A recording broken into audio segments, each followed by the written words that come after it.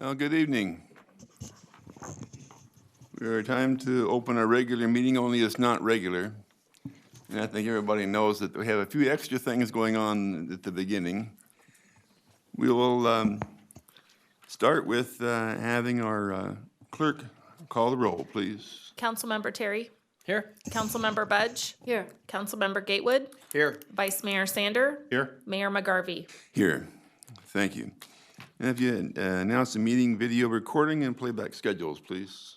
The meeting of the Rancho Cordova City Council will be cablecast on Metro Cable 14, the local government affairs channel on the Comcast Consolidated Communications and AT&T Uverse cable systems. The meeting is closed captioned and webcast at www.sacmetrocable.tv.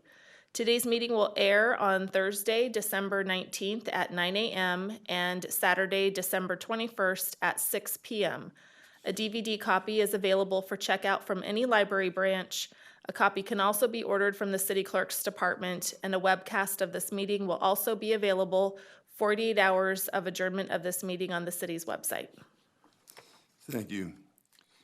Okay, for our Pledge of Allegiance, I'm going to call someone, and Michael Runner, to lead us in the pledge, and I invite the audience to remain standing for the invocation. The invocation of Destiny Higashi from Yaduri Hydra School, who will give the invocation after the pledge. I pledge allegiance to the flag for the United States of America, and to the republic for which it stands, one nation, under God, indivisible, with liberty and justice for all.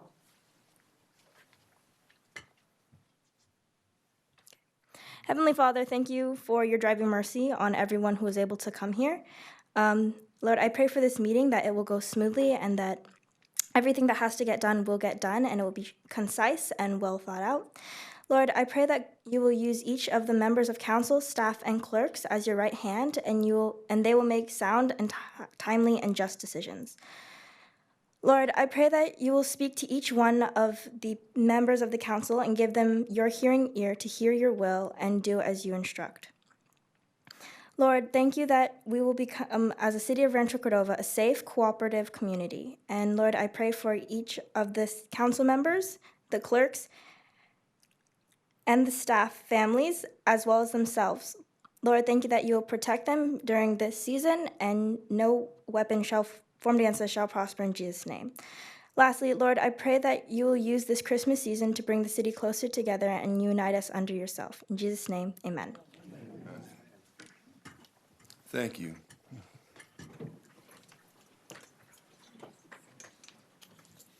Now here comes the extra part. I'm going to call on Stephen Gatewood to swear in Vice Mayor Garrett Gatewood.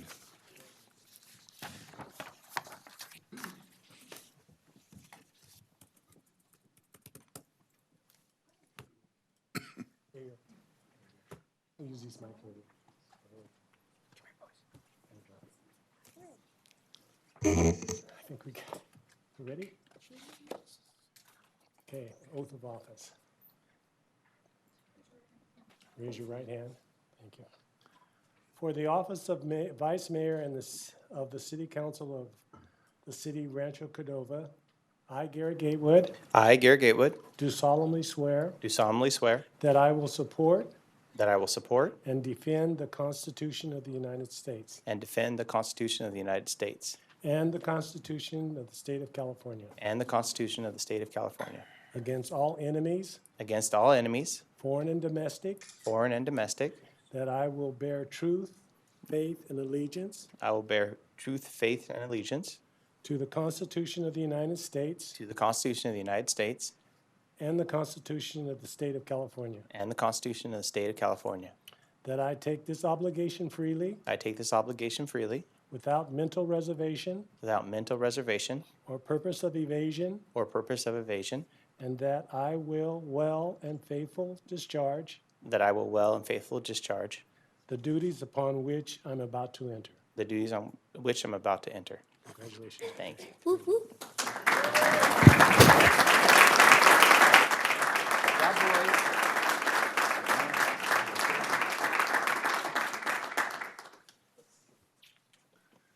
Excellent. Congratulations, Garrett. Thank you. Maria wants to take a picture. I'm on TV.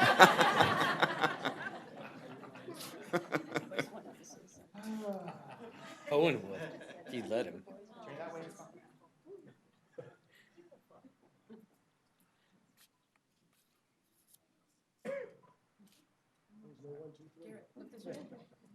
Look over that way. Okay, thank you. Now look to the right. One more for the Twitter and the Facebook. All right.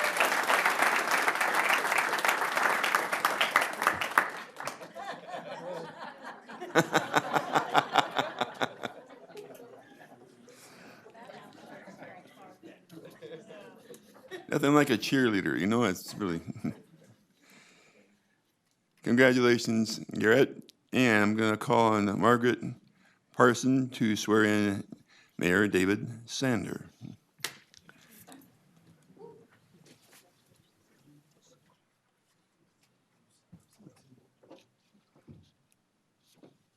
Who's the tall kid? Let's see, Mom, Kobe. If he didn't have that hair. I would-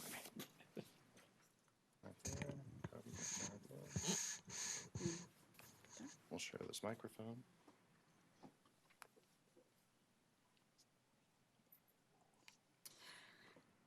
I state your name. I, David M. Sander, Do solemnly swear do solemnly swear that I will support and defend that I will support and defend the Constitution of the United States the Constitution of the United States and the Constitution of the State of California and the Constitution of the State of California against all enemies, against all enemies, foreign and domestic, foreign and domestic, that I will bear true faith that I will bear true faith and allegiance and allegiance to the Constitution of the United States to the Constitution of the United States and the Constitution of the State of California, and the Constitution of the State of California, that I take this obligation freely that I take this obligation freely without any mental reservation without any mental reservation or purpose of evasion, or purpose of evasion, and that I will well and faithfully and that I will well and faithfully discharge the duties discharge the duties upon which I am about to enter. upon which I'm about to enter. So help me God.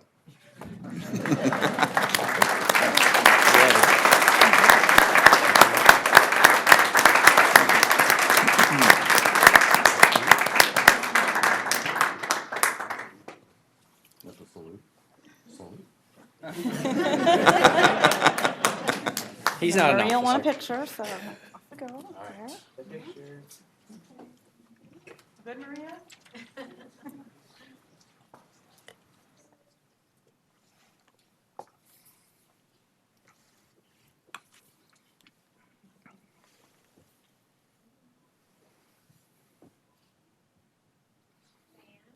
And me again. Chamber? We're good. Okay, back here. Back to Maria.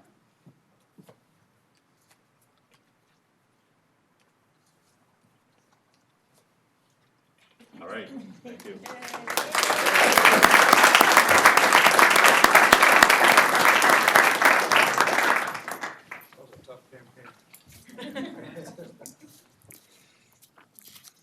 And now I'll call on Mayor David Sander for a presentation to the outgoing mayor.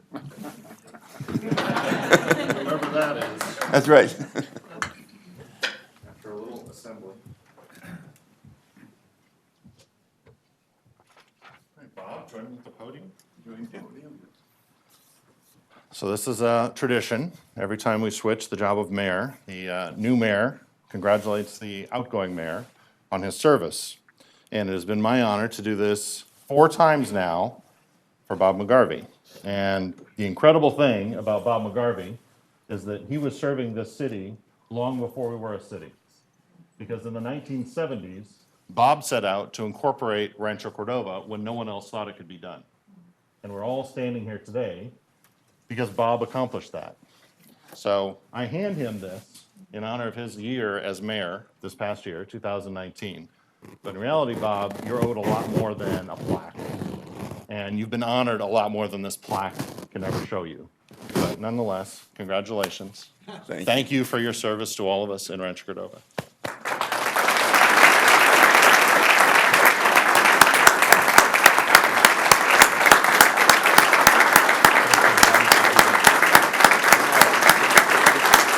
Very good.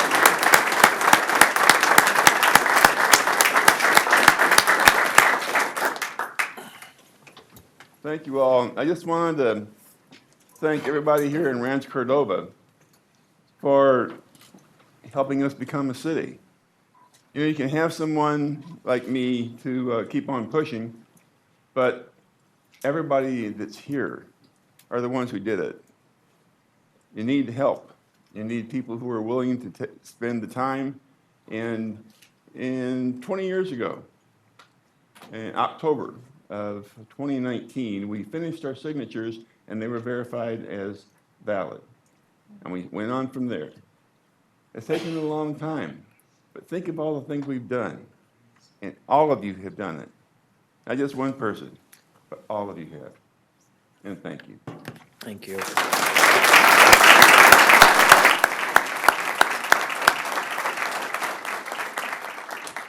Thank you, Bob. That was very well said. Unfortunately, my remarks as incoming mayor are going to be a little longer than Bob's as the outgoing mayor, but that's all right. Hopefully, I can be as graceful. Thanks, everyone, for being here and for being a part of this. I especially want to thank my family, my wife Maggie, or Dr. Parsons to many people, or Dr. Maggie Sander to others, my son Charles, right there in the front row, who's got his biology book sitting under his desk, or under his seat, because he has a final exam tomorrow morning, and he's studying even as he was sitting here. Our foster son Kobe, in the uniform, is sitting right next to Charles. And my mom, Lois, is sitting right there next to Kobe. So thank you guys for being here. All of us do this work for our families, for our friends, of whom I see many here in the audience. Gian Gonzalez is sitting right behind my son. He's a mentee of mine. And many faces in this room are really close friends. So I thank you for being here and for being a part of this. The great thing about being mayor is that everyone is your neighbor. They're kind of all your neighbor anyway, and when you're a councilman, you certainly feel that. But when you're mayor, there's just something extra. And, you know, actually, politically, practically, there's nothing different about being mayor from being a councilman, except for that title. We have the exact same powers. Mayor's simply the first among equals.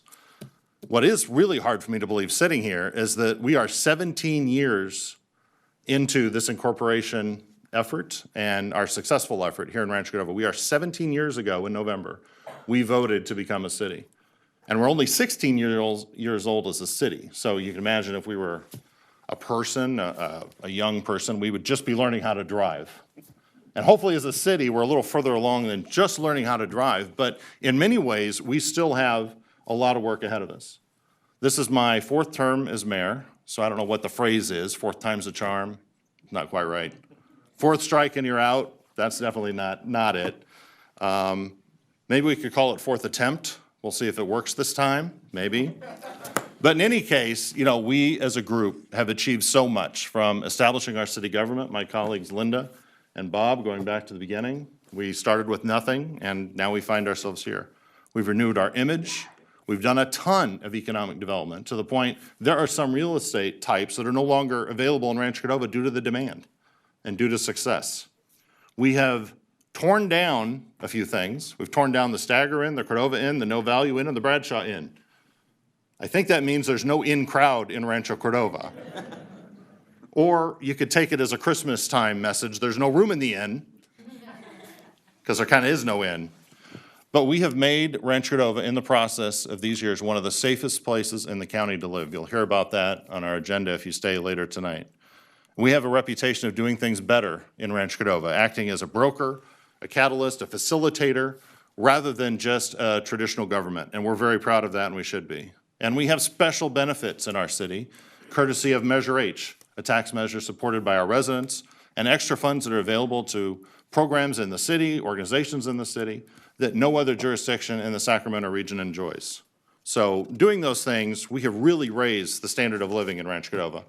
But of course, there's always more work to do. Lyndon Johnson had this great quote when he was president. He said, some mornings you wake up and you feel really bad as president because there's so much stuff weighing down on you as president. And then I tell myself, Lyndon Johnson said, it could be worse. I could be a mayor. Because the buck actually does stop here, to quote Harry Truman. Where's that buck go? This is the place in local government. So we've got to worry about public safety this year as in any year. We are a very safe community. We are continually getting safer as a community, but there's always room for improvement. We've done great innovations with code enforcement, how we do policing. There's always room for improvement. You will see us continue to work on that this year. In the area of education, we actually have no responsibility, but we have good partners in school districts that serve the students of Rancho Cordova. We're going to do more to work with those school district partners and school partners to find more opportunities for our kids. We've done a great job there already. I think we can do even more. And as a special focus this year, we can think about those partner agencies like school districts. We participate in, and later on this agenda, we're going to talk about who represents us where. We participate in perhaps a dozen different agencies, be it sewer or water or regional transit or SACOG or SDA that funds transportation. And we also partner with even more agencies like SMUD or JPAs or schools or parks. The way we interact between our city government and those agencies, between our residents and those agencies, can be improved.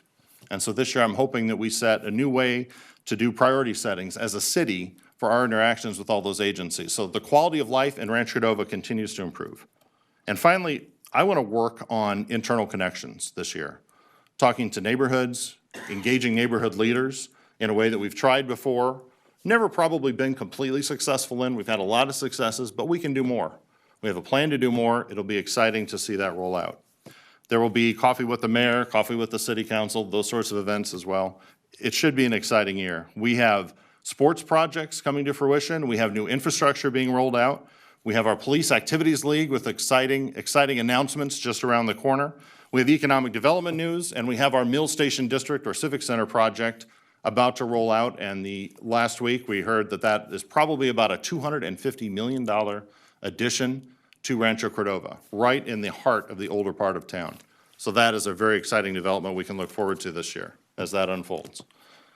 Our first mayor, Dave Roberts, said, and it's probably quoted in the back of the room because we're here in the Dave Roberts council chambers. He said that Rancho Cordova's future is greater than its past. And frankly, I think that has never been more true than today as we sit here, all of us, contemplating the future of this community.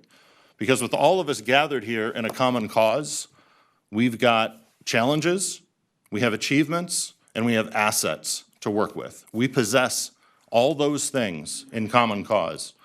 So neighbors, staff, colleagues, it is our responsibility to deliver on that dream for the future of this community, for the future of this city. We can't do it alone, but together we can do amazing things. Together, united, I think we are an unstoppable force. And you have seen this city do amazing things in the past, and there are even more amazing things to come. So this year, colleagues, join with me, with us, with each other, to achieve those dreams that we set way back when Bob was talking and thinking about what a city could do. When Dave Roberts said, our future is greater than our past.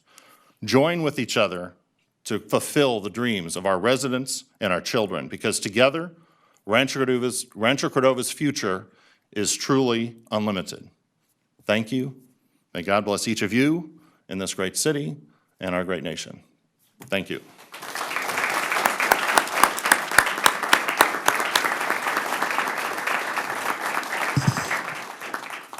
And with that, we are going to take what is called a celebratory break. So we're going to take a break. I believe there are refreshments in the lobby. We'll probably be doing some photos in here. And we will adjourn for a few minutes. Thank you.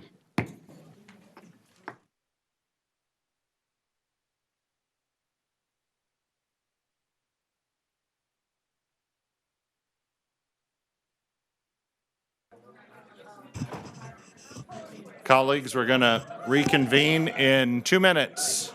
2 minutes.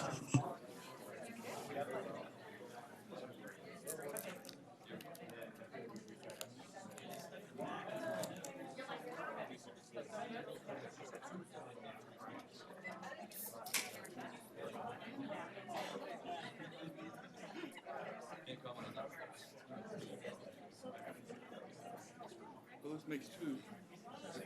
Two? Yeah, you and me. Yeah. Well, between this.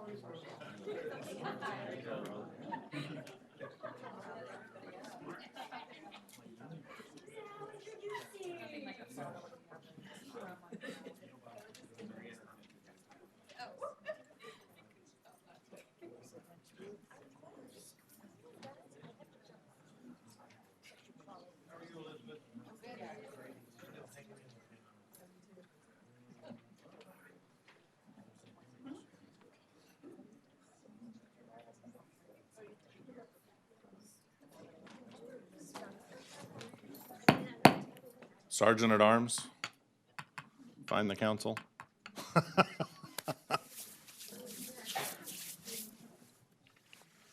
They apparently have such a duty in many state legislatures, where the Sergeant at Arms can say, time to go.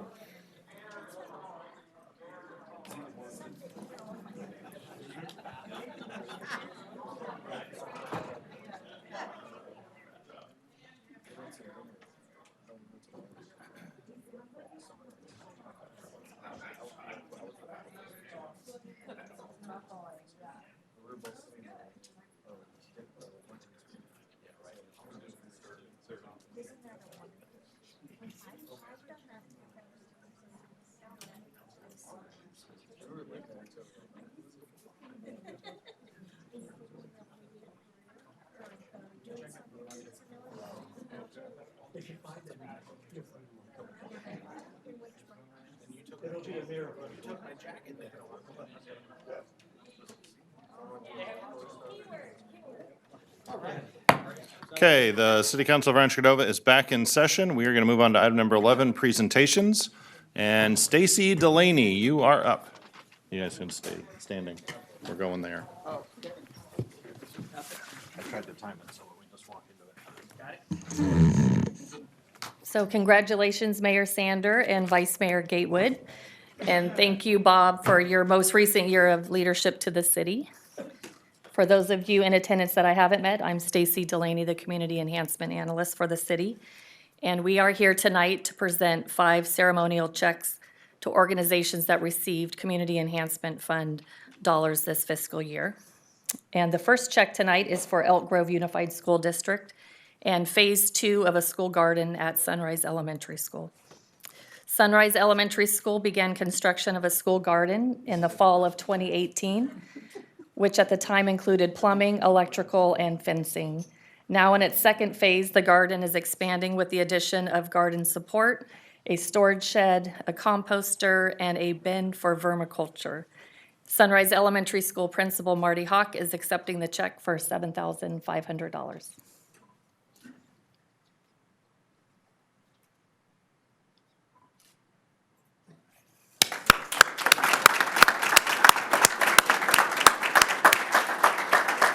Home to our championship basketball team. Woohoo! The second check this evening is going to the Cordova Community Council Foundation for musical rehearsal space. Music remains a vital piece of Rancho Cordova's history as well as our community culture. and the Cordova Community Council Foundation is administering the rental of rehearsal space for the Rancho Cordova Civic Light Orchestra, the Rancho Cordova River City Concert Band, and the RC Swing Band. Shelley Blanchard is the executive director, and she's accepting the check for $13,000.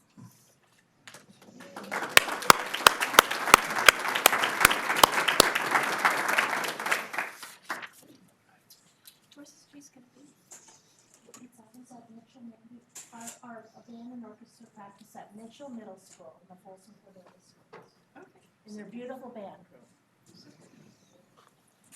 The third check this evening is for Boys and Girls Clubs of Greater Sacramento. They are operating a club site at Navigator Elementary School to serve Rancho Cordova students during the year, which provides safe, supervised after-school activities for our young residents. Their daily programs are comprised of a healthy mix of academic, social, and recreational activities that are integrated with evidence-based curriculum to ensure positive results. Chief Operating Officer John Rango is here to accept the check for $50,000.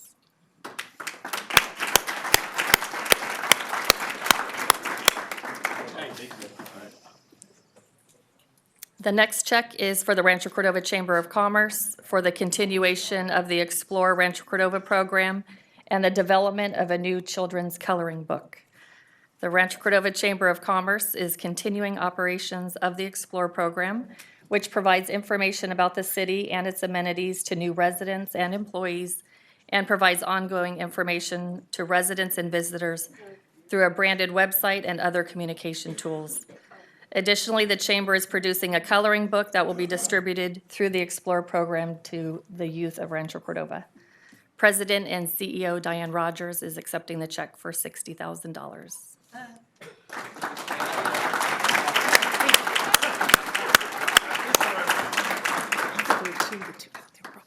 Yes.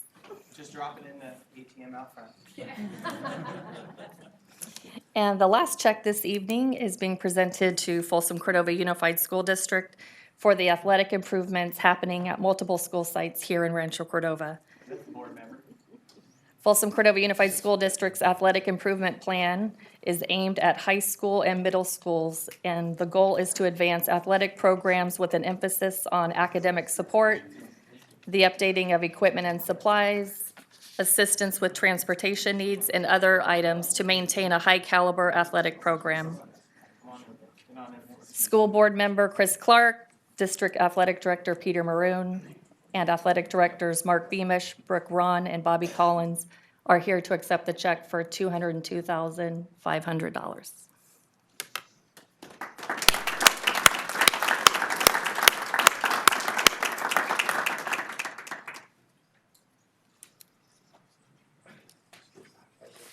Thank you. This concludes tonight's check presentation.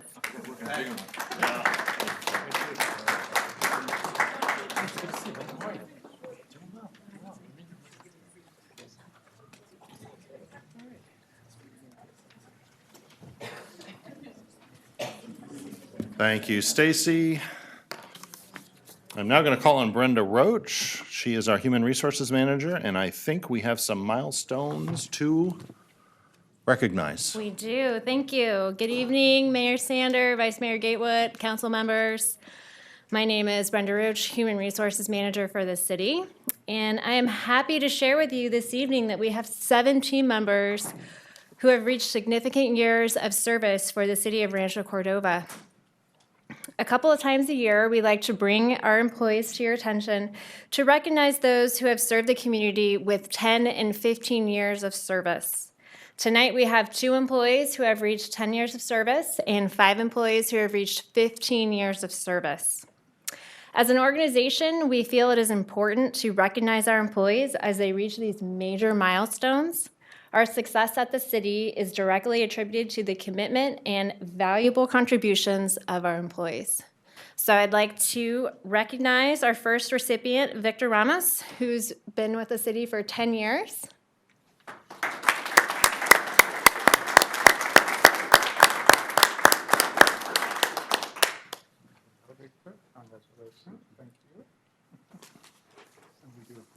Yep. Next, I'd like to recognize Laurel Bain, who's been with the city for 10 years.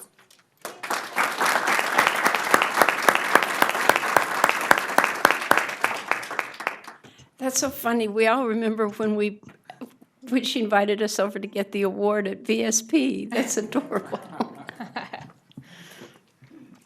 I'd like to recognize Tony Ingalls for being with the city for 15 years.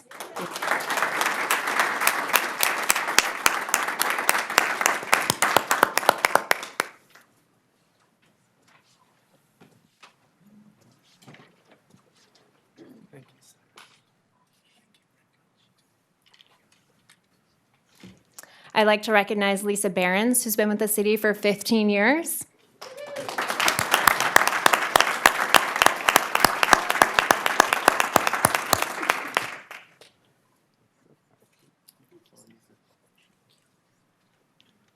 Next, I'd like to recognize Stacy Leitner, who's been with the city for 15 years.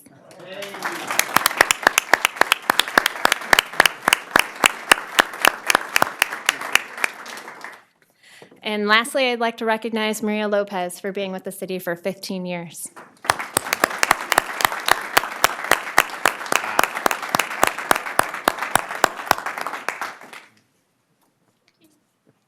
I would like to invite councils to come down and take a group photo with the staff, please. Sorry, I'm so sorry. So sorry. I forgot to turn the page. My apologies. Actually, the last member on the team who's been with the city for 15 years is Elizabeth Sparkman.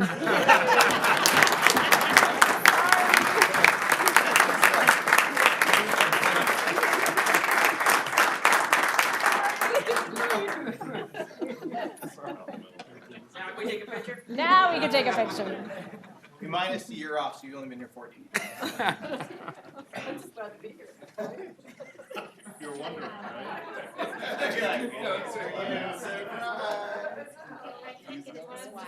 right? So maybe I can have to call to.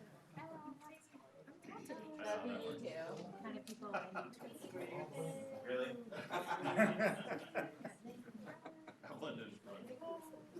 Never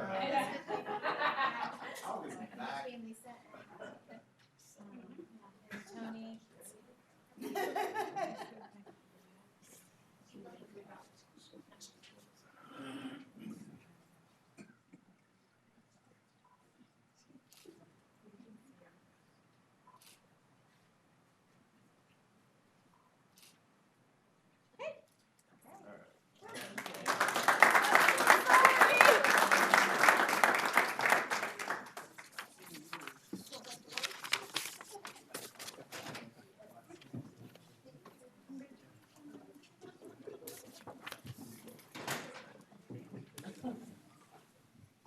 Okay, thank you, Brenda.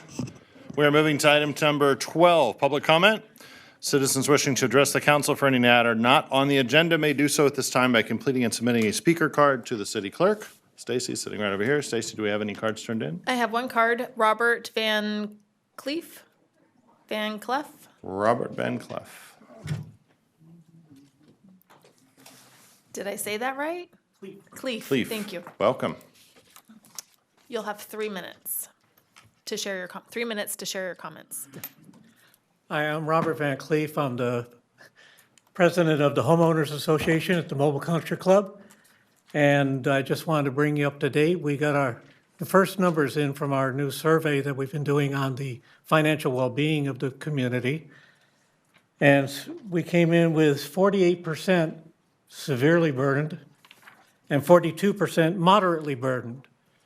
We're celebrating our third major rent increase. It was a 6%er that we got as a Christmas present on December 1st.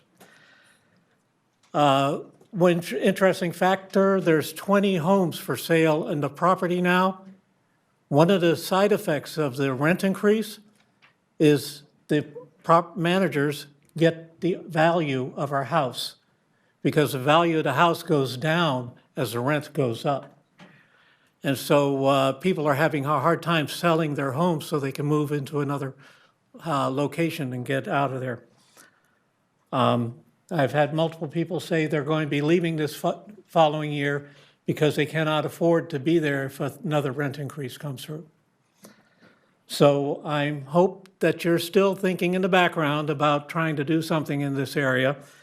And I also hope you're still thinking in the background about looking at the code enforcement acceptance. Thank you very much. Thank you very much. Any other public comments? Okay, we're going to move on to item number 13, council reports, and Mr. McGarvey.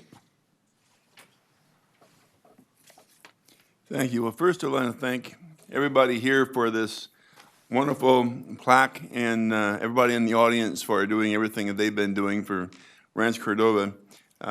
This last weekend was very busy. We had a PAL holiday run.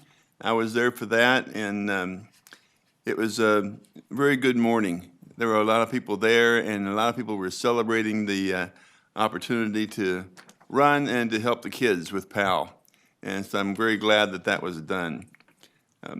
On Sunday morning, we had some kids from Riverview STEM Academy.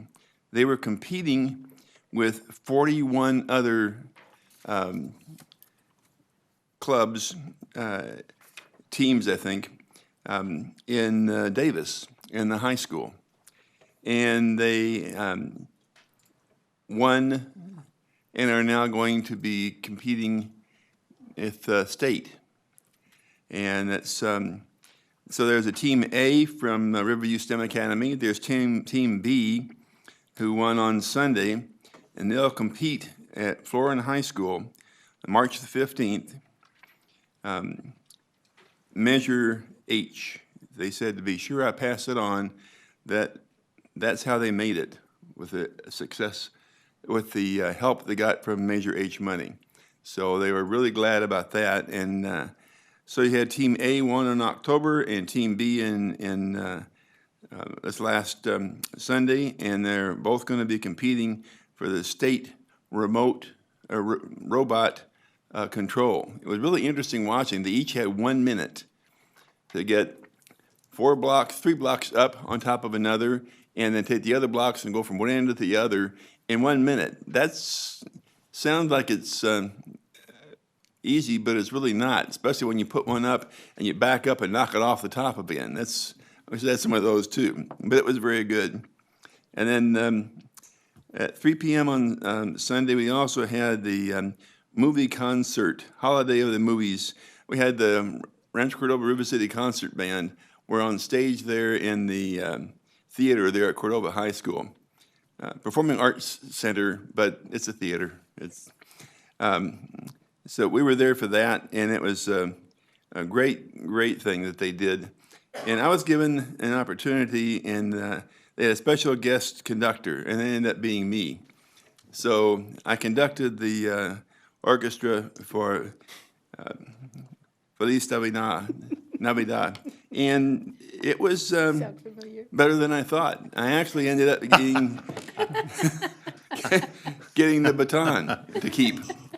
So, Did you have any training for that, Bob? Yes, I had it when they gave me the baton and said, stand up there. But it was a lot of fun, and it had some beautiful music, and I think everybody had a wonderful time. So that's good enough for me. Very good. That's Linda. terrific. Yeah, I thoroughly enjoyed my time as guest conductor, and you're right, you get a baton. It's really too cool. Last week we had regional transit, and regional transit continues to roll out more of the smart rides around their service area, and I am definitely hearing from people who miss certain bus routes that we used to have, and people for whom Smart Ride is not particularly adequate, and I continue to share those with our staff. So as we work with regional transit, we can try to figure out how to fix what they broke. We also have a meeting coming up this week with General Manager Henry Lee, where David and I get to go and chat with him in an offline setting about what our needs really are in Rancho Cordova. And so if anybody has comments or concerns about you don't have to be concerned. If there's anything positive about the new bus routes, I'd love to know that also. On Thursday, some of us went to the Hispanic Chamber of Commerce annual Latina Estrella Awards, which was really very lovely. They give awards to ladies who have done something notable, and we were introduced to 4 incredible women, an entrepreneur, an educator, just absolutely amazing women. And then, as Bob said, because the holiday run happens to run by my house now, I stood out front on the porch and rang my cowbell for everybody as they went by. Had a great time and really enjoyed the morning. So that's what I've been up to. Very good. Donald? I went to brunch and saw a bunch of people that had just run there that were now having mimosas. I won't say if there were any staff that I might have seen there, but then again, I was going there too. I did attend the Estrella Awards with Linda and other staff. It was very moving. Our good friend Alice Perez, who is now at AT&T and used to run the Hispanic Chamber, got the Legacy Award, I believe is what it was I called. think that's what it was called. Yeah, that was the big award. Yeah. And so her daughter actually got to give that She's to the her. Legacy Estrella. Yeah, so we all know Alice and think very highly of her and everything that she's done. Garrett and I also attended the Black Chamber Installation Luncheon. I will say it's a luncheon, which is great comparatively to adding another dinner to our schedule. It was a little of a longer luncheon than I'm used to, but it was still a luncheon instead of another dinner, which I thought was great. And lastly, 'tis the season. We have already had our first Cap to Cap planning steering committee for next year. For those of you who don't remember, this will be the 50th anniversary of Cap to Cap. And Doris Matsui's staff came to remind us that she was at the second one. So she's only missed the first one. Wow. Which to me seems amazing. But yeah, so she's been attending all of those. So yeah, Cap to Cap is coming up. The big event this year, gentlemen, you're going to need to figure out how to get a tux to DC because it's going to be a new wing at the Kennedy Center, and it's going to be a black tie event this year. Nice. So, and nice dresses and everything else. But yeah, they've actually figured out how to get your measurements here and to figure out how you can rent your tux in DC. They've already got a company that you can do it with if that's what you decide to do, but it's going to be a unique year this year. And again, I'm chairing the community resources team. I have been told there's going to be an economic development team again this year, that they're not going to disband it and just shove them off to every other committee. So hopefully that'll be a better experience for some people. But yeah, looking forward to it. And as in years past, Simon and Company and Silvana will be staffing our team and doing that. All right, Vice Mayor Garrett. All right, first, we have the chamber breakfast. Always good to see all these new businesses popping up and getting involved in our chamber. Then we had, very exciting, I've been asked to sit on the tech council for the entire Sacramento region and how we can get more technology-friendly jobs and more basically tech jobs into the region.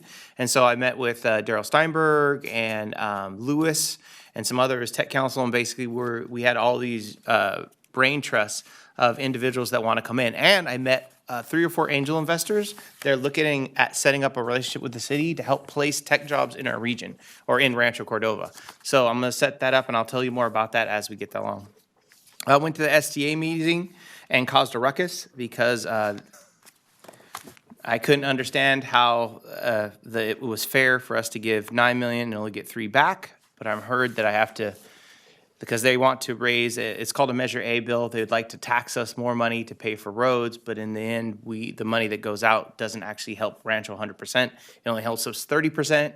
And so I said, I would like to vote for something, but not something that I don't get most of the money, and it doesn't go to help my citizens. So, and then we took out this big study, which is really interesting, and most of it said that people care more about fixing, and Daryl liked this, if he's here, is he here? Potholes and roads is what they want 90% of the money spent on. And so we actually were spending like 20% on potholes or rolls and 80% on everything else. So I was like, if you flip that around, maybe you can get some votes. But it looks like a tough climb. And That's interesting. Met with the Sacramento Library. We met for about 3.2 seconds and voted in all the stuff that had to done, so the library is good to go. The lady that runs the library is an amazing individual. I'm hoping someday to help chair that because I think she's changed my mind about what good things the library can actually do in the region. The Christmas Mall over at River City Christian, I got to volunteer at that. It's one of my favorite events. They did some amazing stuff. They helped out 1,000 people in the Rancho Cordova area, from minority families to into a big Afghani population of immigrants that are now here, to some very hard up people, and help them have everything from first they give you cars, they let you go shopping. This is the first time like kids have ever been able to buy something for their parents, and then they get to take the gift over and have it wrapped, and then they get to take it to their parents. And some of them get so excited because this is the first time they've ever gotten their parents a gift that they have them unwrap it there. And he's like, well, I'm supposed to wait for Christmas. And the kids are like, no, it's my first time getting you. You got to open it now, Mom. I got to see your face now. So that was amazing. Then they give them like petties, mani-pedis and stuff like that. And it's all free to them. And it's just something good that Rancho Cordova, of course, is known for. The Black Chamber 34th of Commerce dinner was amazing. And of course, Donald, you should know that when my people get together, we like to party, so it's going to go a little late. But the dessert was delicious. And then the last thing is I had 20 big thought leaders from like people that own, is it Bonnie Plumbing? Anyways, all these individuals come into Rancho, and I was showing them off our city, and they say our city is the next big tech and an area where you can actually grow a business. So lots of people are finding ways to sell off in like West Sac and East Sac and other parts of Sacramento to move up here to position themselves into the new area. Especially they heard that even you guys over at Fight were building new space, and they're seeing if they can get in early on that, because everybody wants to be someplace that's protected and business friendly, and that's one good thing about Rancho. That's all I got. All right. I only have 2 items. Greater Sacramento Economic Development Board met last week, and we had 2 interesting presentations. One was on the California Mobility Center, which you probably, I'm guessing, have not heard about. It's kind of a regional effort to develop a transportation innovation hub with test bed manufacturing. The chosen location is property that Sac State owns. It's sort of between us and City of Sacramento, and it's modeled after a German mobility transportation center where a lot of different automotive companies and other companies come and use engineers in a central location and test different sorts of products and technologies. So it's a cutting-edge facility that's going to get some funding through Sac State, through Los Rios. I think they attempted to put some money in STA's Measure A measure, the one that's proposed. There are a lot of other financial resources they're looking for from the state to match. The idea is if that comes here, then a lot of other economic development surrounding mobility would also potentially come to Sacramento. And given the engineering base at UC Davis, Sac State, Cal Berkeley, which is not far away, and our high-tech manufacturing capabilities in California and workforce, this seems to be a sweet spot for the region. So that is coming. You're going to hear more about it. I should say that SMUD has taken on a lead role in terms of generating venture capital, putting up funding themselves, building buildings themselves, doing various things at the site. So SMUD's made this a major economic development priority for them, and that's probably why it's moving forward.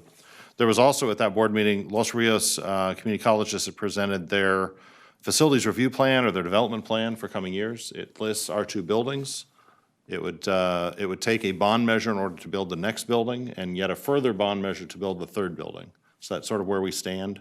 Obviously, that's something we need to continue to discuss with them as we talk about our Civic Center project or the Mill Station District project, and how their site there at Los Rios most well integrates with what we're planning. And finally, I went to the League Leaders event.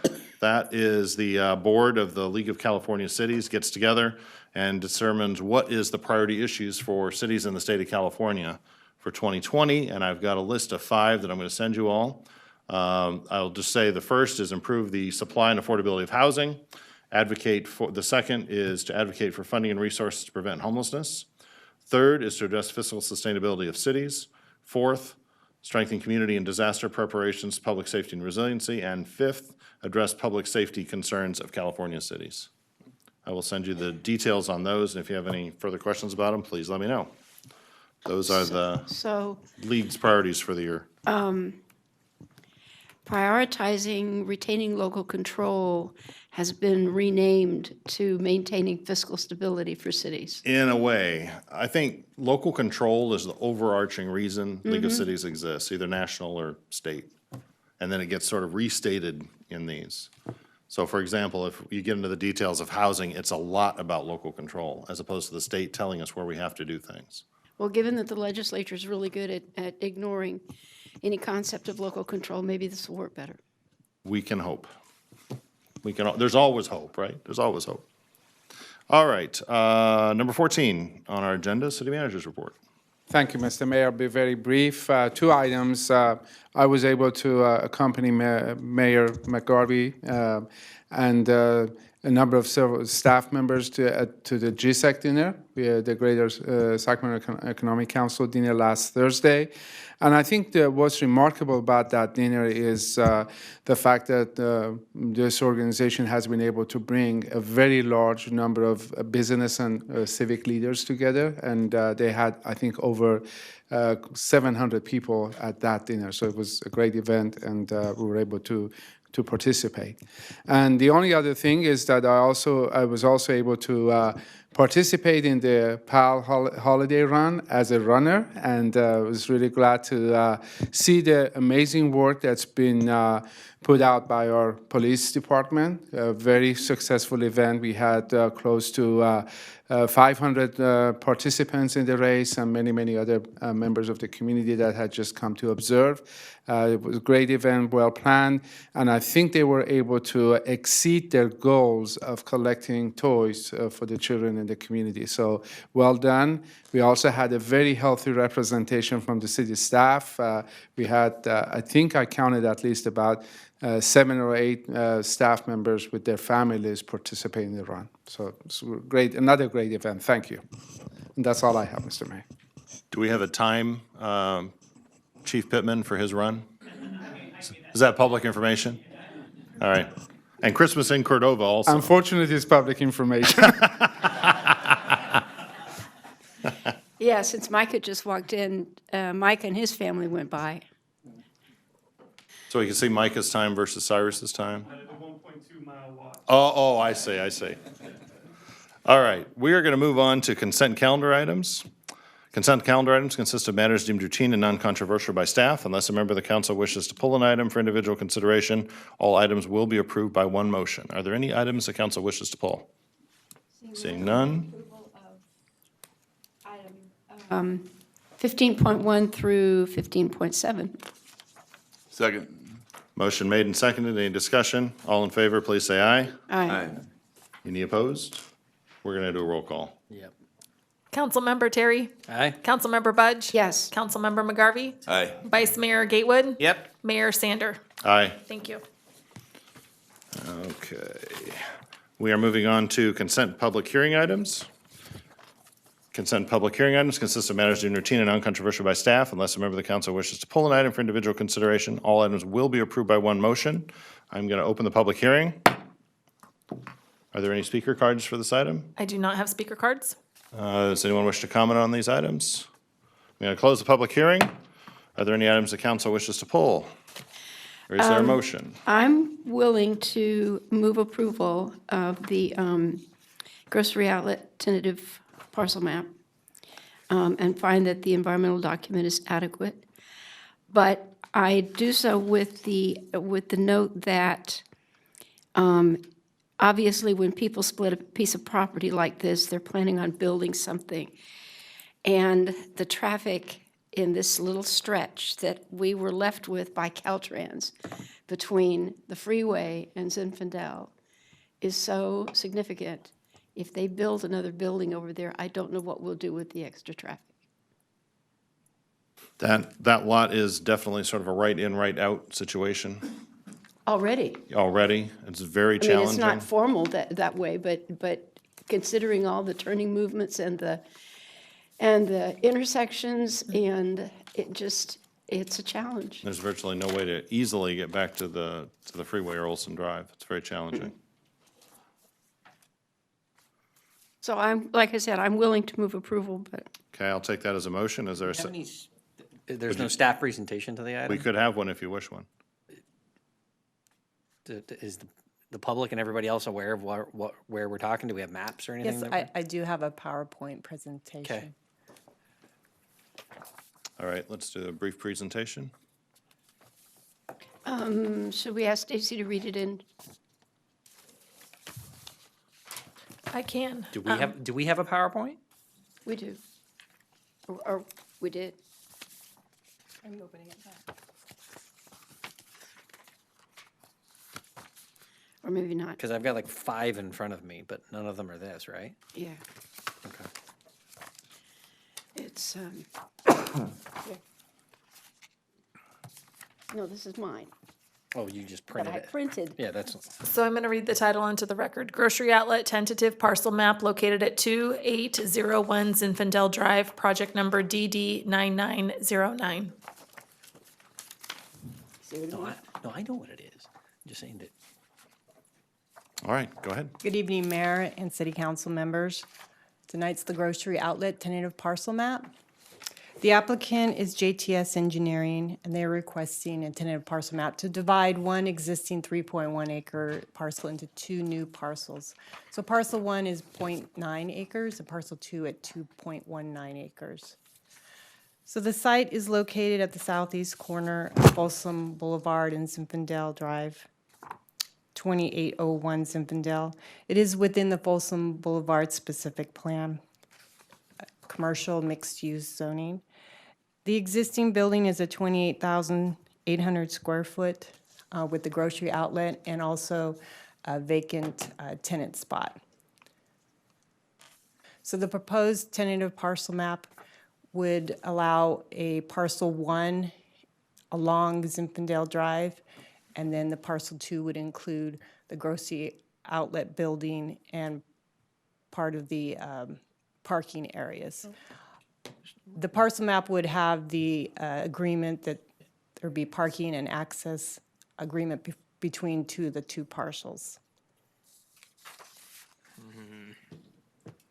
Environmental, the CEQA section exempt is 15315, the minor land division.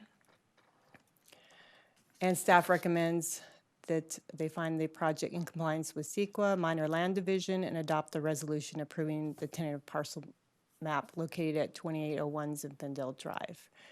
Subject to findings, parcel map, and conditions of approval. And the applicant is here if you had any questions. Do you want to talk to the applicant? No questions for the applicant? I do. What are you planning to build there? Where's the applicant?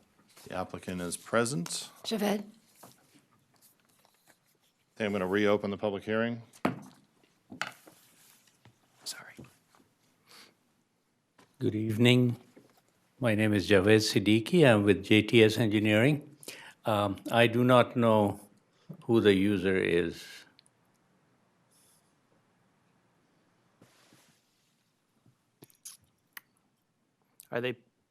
Are they planning to put a business in that? Do you know if they're planning to put a business, or they just want a section off to sell it, or? They just want to divide it so that there could be another business that could go there. Similar to the way they built the chicken place out in front of Popeyes. Skechers. Yeah. So they plan to put another fast food restaurant into that area? Or something else like Or it. No something. room anywhere. There's literally no parking at this point. There's no parking, there's no. Like, what would you, that's There's no that's driving. crazy. So now we're gonna have the grocery store that's gonna butt up against the parking right there? Someone's Somebody behind else you. that wants to speak? My excuse? No, yeah, please, go ahead. I think we someone stepped I up think we have behind you. another volunteer for comment behind you. How are you? Thank Hey. you. Good. My name is Dan Mueller. I'm actually a broker here in Sacramento. Had the pleasure of working with some of you on different levels with development in Rancho Cordova. I'm not sure what the ownership would like to do with this parcel. Potentially do something that would benefit the community when it comes to the walking traffic that is there.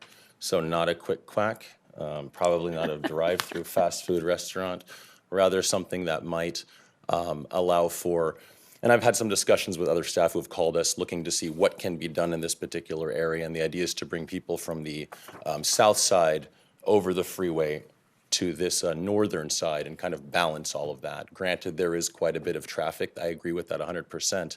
I also understand there's been an effort, if you were to look at the map there, the line that is the lowest line that passes through the building is a direct route to Target. And I think if that corner could be developed at some point in time, in the near future, in the future at some point, that would help with the pressure on Olson. I know you guys put a Starbucks there recently, so we'll see what happens with that when it comes to traffic. But I think this will allow for, nice cross easements because all the parcels are in fact connected. What they'll do in the end, I do not know, but they just like to split it for now. They own other things in Rancho, and they spend a lot of money in Rancho, and they like Rancho, and they're still buying in Sacramento. Rancho is definitely on the radar. When you say they, who is the they? The ownership. They're an investment group. Out of the Bay Area. AHN Investments out of Centinela? That's correct, yes. So they own some other things here in Sacramento, along with a grocery outlet. What's the zoning of, like, what would be allowed currently?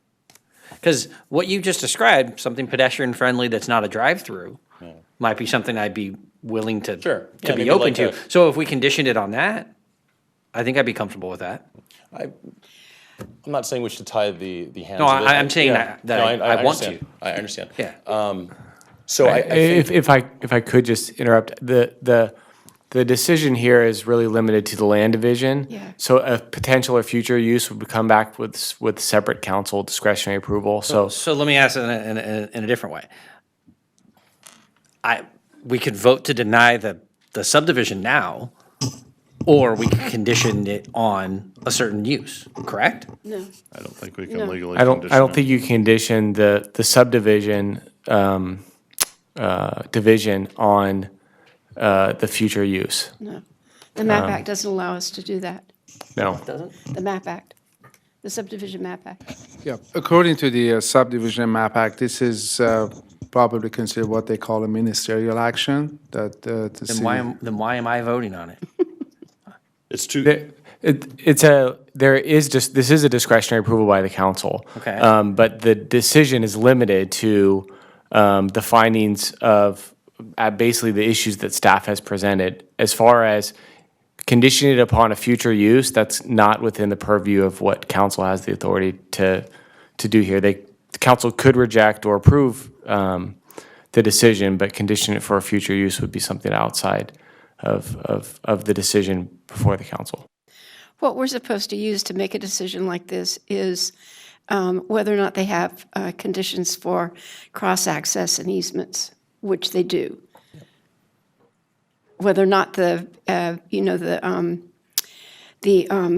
existing building is far enough from the parcel line, that kind of thing. Can we consider parking?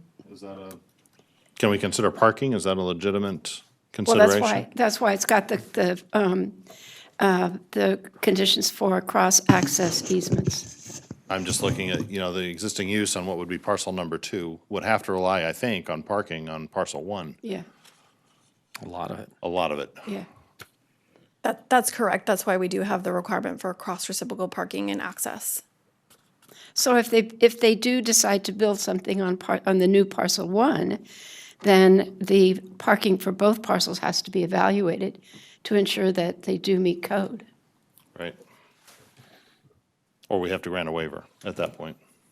A reduction in parking, you're absolutely right.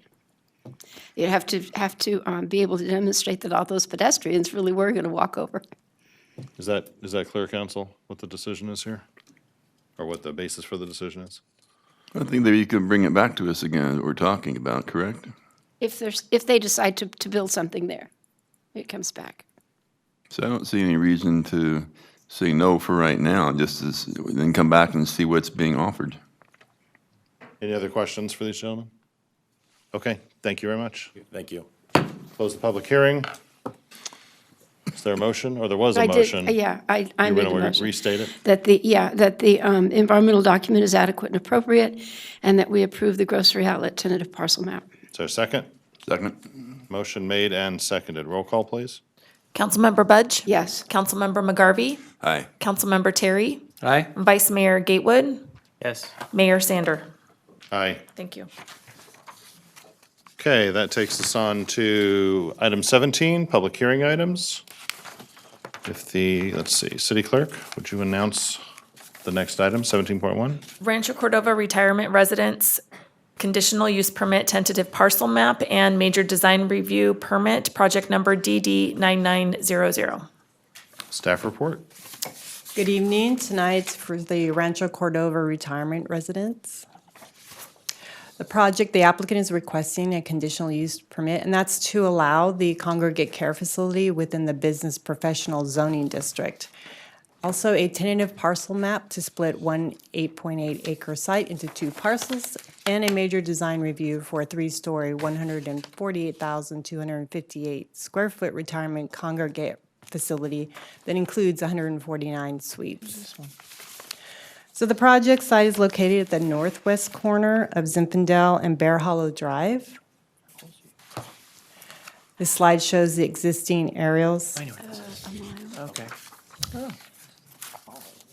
There are 2 existing driveways, one on Zinfandel Drive and one on Bear Hollow Drive.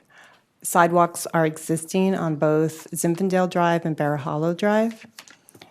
And you can see leading to the Blue Shield parking lot, which is to the north, that there's a drive aisle with landscaping along the residential. Here's a picture of the existing landscape and the 6-foot tall sound wall along that residential subdivision. Recently took this picture so it doesn't have all the leaves on the trees. So the proposed tentative parcel map, it's 1 parcel into 2 parcels, and parcel 1, let me correct, the parcel 1 is 3.37 net acres. That 4.2 is actually gross acres. And parcel 2 is 5.49 net acres. Development is proposed on parcel number 2, and parcel 1 is to remain undeveloped. So the proposed site plan is the 3-story, 148,250 square foot building. It includes 149 suites, activity rooms, a kitchen with dining room. There is an enclosed garage building located on the west, along the residential subdivision. Outside amenities include a lawn area, garden planters, a fire pit with seating area. So here's a closer look at the site plan. The building is centered on the site. Parking is distributed around the building, and the front entrance is facing Zinfandel Drive. There are 3 access driveways to this site, the 2 that are existing and 1 new one on Bear Hollow Drive. So that one would have shared access to the parcel number 1. There's landscape and the detention pond along Bear Hollow Drive, so there's no parking along the Bear Hollow Drive side. This shows the building elevation perspectives, and the building designs includes a mixture of modern and traditional architecture with horizontal lines, roof lining canopies, hipped roof, and varying wall planes. So this is from the front entrance, and you're looking on the bottom picture from Bear Hollow Drive. Proposed materials, brick, stucco, horizontal and vertical siding. The colors are brown tones with a red brick for the foundation, and the accent color is blue. And so I have a material board.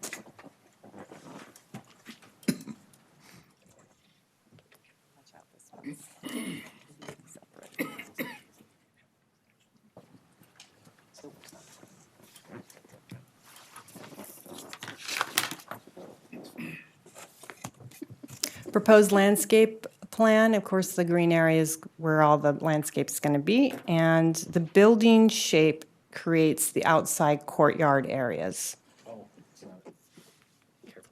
The project is exempt from CEQA guidelines section 15183, and it's consistent with the community plan, general plan, and zoning. In addition, the project will comply with the Villages of Zinfandel mitigation monitoring plan. And staff recommends to find the project in compliance with CEQA and adopt the resolution approving the conditional use permit, tentative parcel map, and major design review for the Rancho Cordova retirement residence, subject to findings in the project plans. And with that, the applicant is here. If you have any questions for them. Open the public hearing. Are there any speaker cards for this item? I do not have speaker cards. Okay. Anyone else in the audience wish to speak on this item? Council questions? Just curious about, you said that the parcel 1 is not going to be developed, and parcel 2 is going to be using part of parcel 1 area, or at least close to it, because of the parking and like that. The driveway on Bear Hollow Drive, the new one, that's going to be straddling the property lines, but parcel 1 would also be using that access point. Okay, thank you. And I do need to add one thing that I believe was handed out, the condition number 11, to remove the words "and parking." So they would share on the condition, it states that they would have reciprocal access, but not the parking. They are within well over the parking spaces provided. Okay, any other questions? Yeah. Well, I got one about parking standards. So for a product like this, do we still stick to the same multifamily housing parking standard? No. There's an adjustment because it's a senior housing development, Yes. right? So what is the ratio for regular multifamily in this? I'm just curious. I think that was 0.1, 0.5. Is that 0.5? You want the standard multifamily for like an apartment or for this type of use? Both. I was just curious. Standard for an apartment for like a studio 1-bedroom is 1.5 per bedroom, and then it goes up to, for 2 bedrooms, I believe it's 2.5 because it's a factor of a guest, and then 3 bedrooms and up, I think it just goes to, maybe it might still be at a 2.5 Okay. for 3-bedroom, 2 and 3 bedroom. And this product per bedroom is? They are providing 128 total spaces, so 149 suites is what they have. So like 3/4. Okay. Okay. And they allow for staff parking too. Any other questions? Seeing none, I'm going to close public hearing. Open for a motion. Okay, Motion made. I assume that was going to be a second? yes. Or did you have a modification? No. Okay, motion made and second. Roll call, please. Councilmember Terry? Aye. Councilmember Budge? Yes. Councilmember McGarvey? Aye.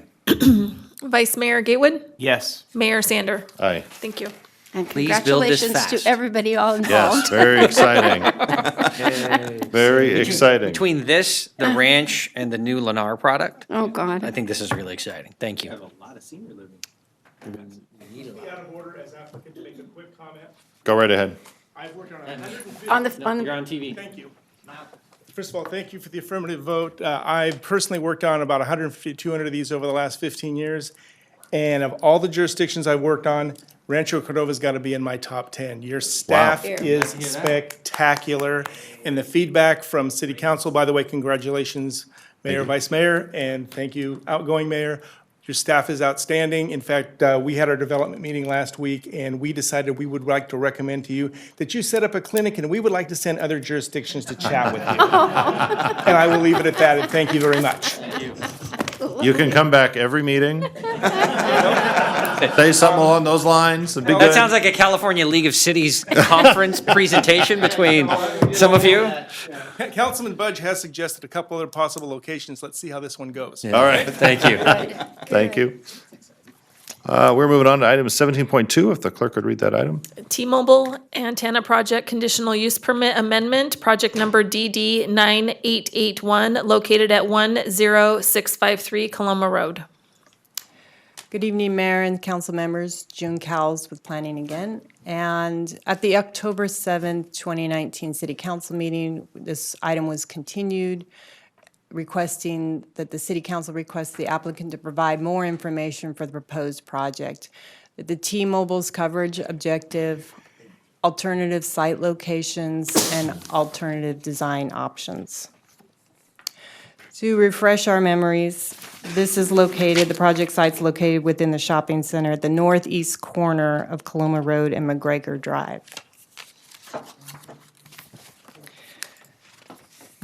The existing cell tower is located behind the shopping building. Sacramento County approved 2 conditional use permits in 2002 to construct the 65-foot monopole tower and a conditional use permit to install 6 additional antennas. So the applicant provided the coverage maps. The one on the left is existing, no antennas. And the site there's a red circle around that site. And then to the right, Columnar Road Tower at a lower elevation height at 35 feet. So they lowered them below the existing antennas. The yellow pixel is little or no signal coverage, and then the green pixel's strong signal coverage. And they looked at the Columnar Road proposed extension of 69 feet, so that's what they're requesting.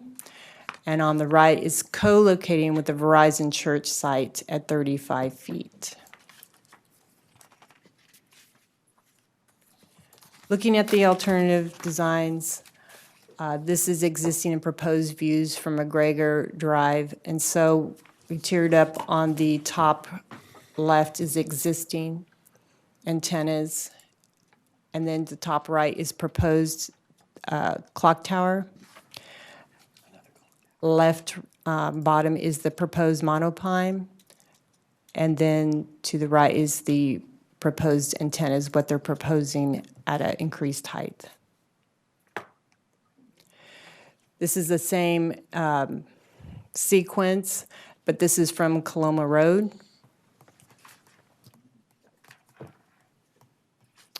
And then the same sequence from Forest Lake Drive. This is the residential subdivision behind the shopping center.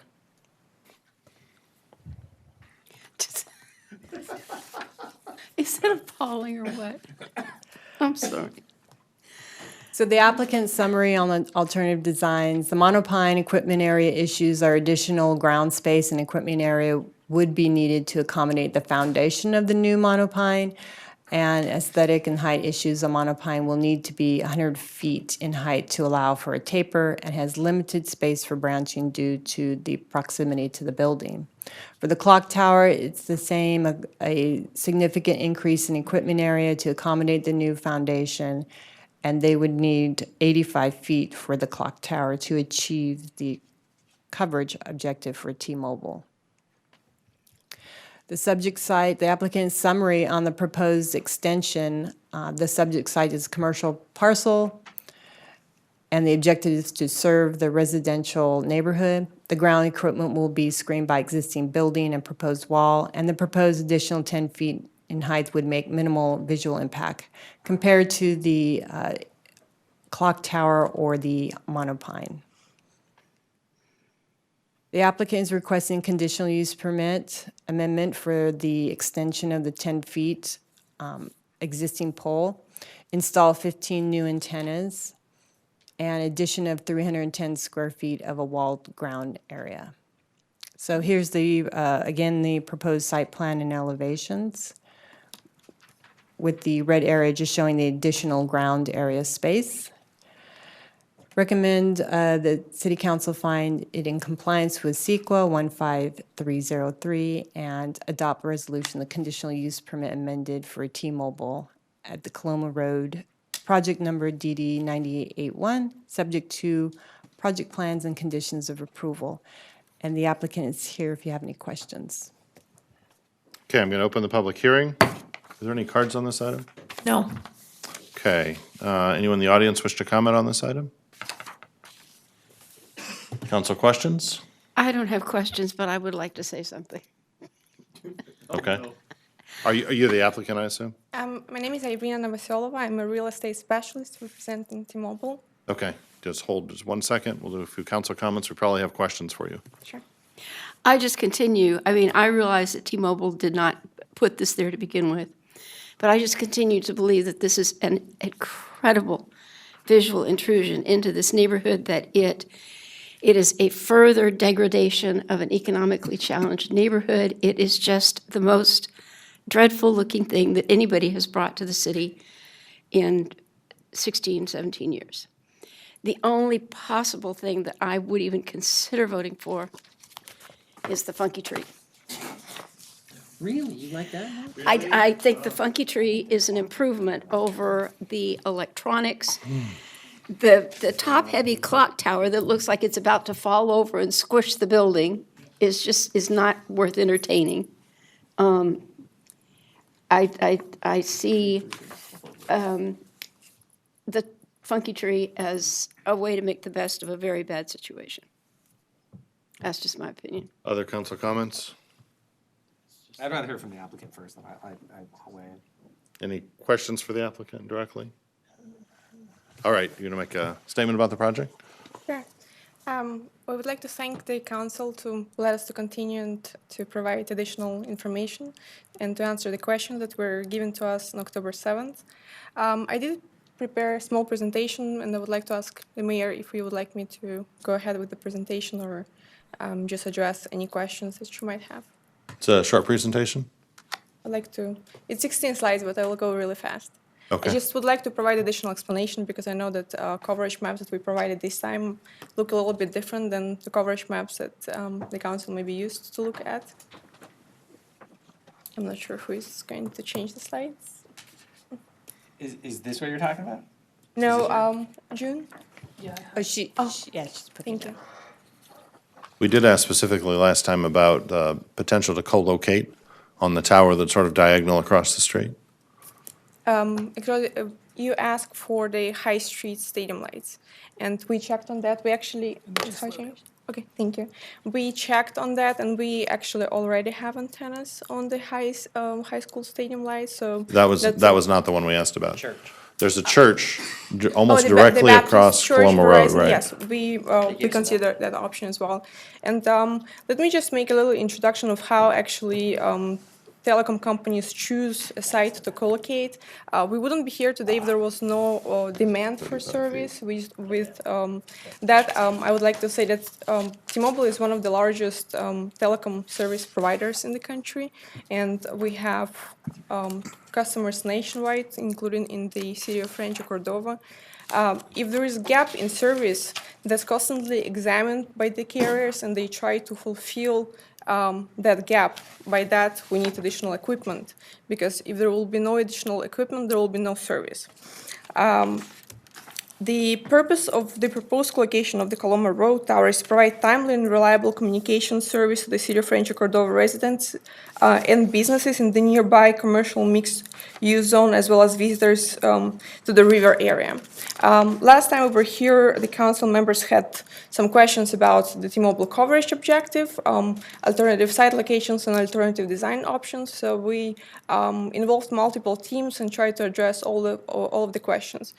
This is the simplest coverage maps. You can see that the darker green, the better the service. Though I believe those are the sites that you were asking about, if we could co-locate. So we are already co-located on those sites, and that's the Columnar Road Tower is the only site where we can actually co-locate to achieve coverage objective for exactly this area.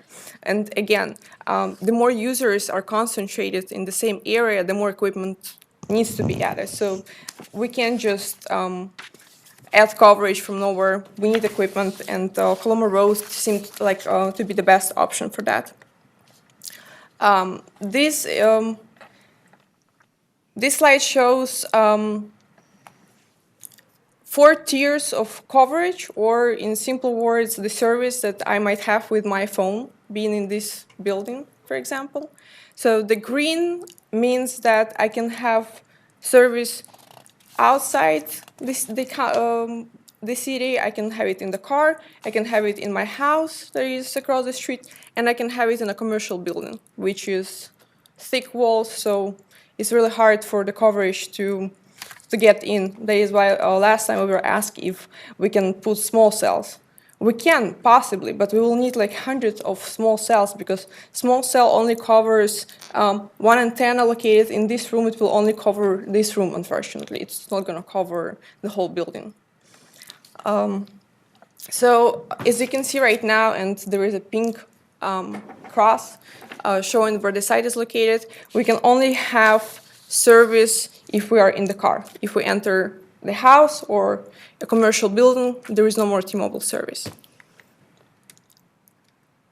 This shows how we are trying to achieve, but as the City Council asked us to consider lower elevation at 35 feet.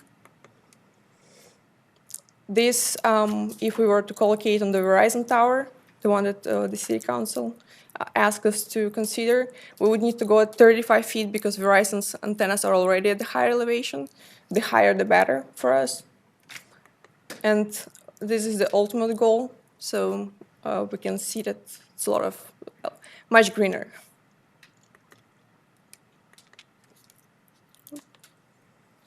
For the alternative design options, I do understand that the city has aesthetics concerns in here.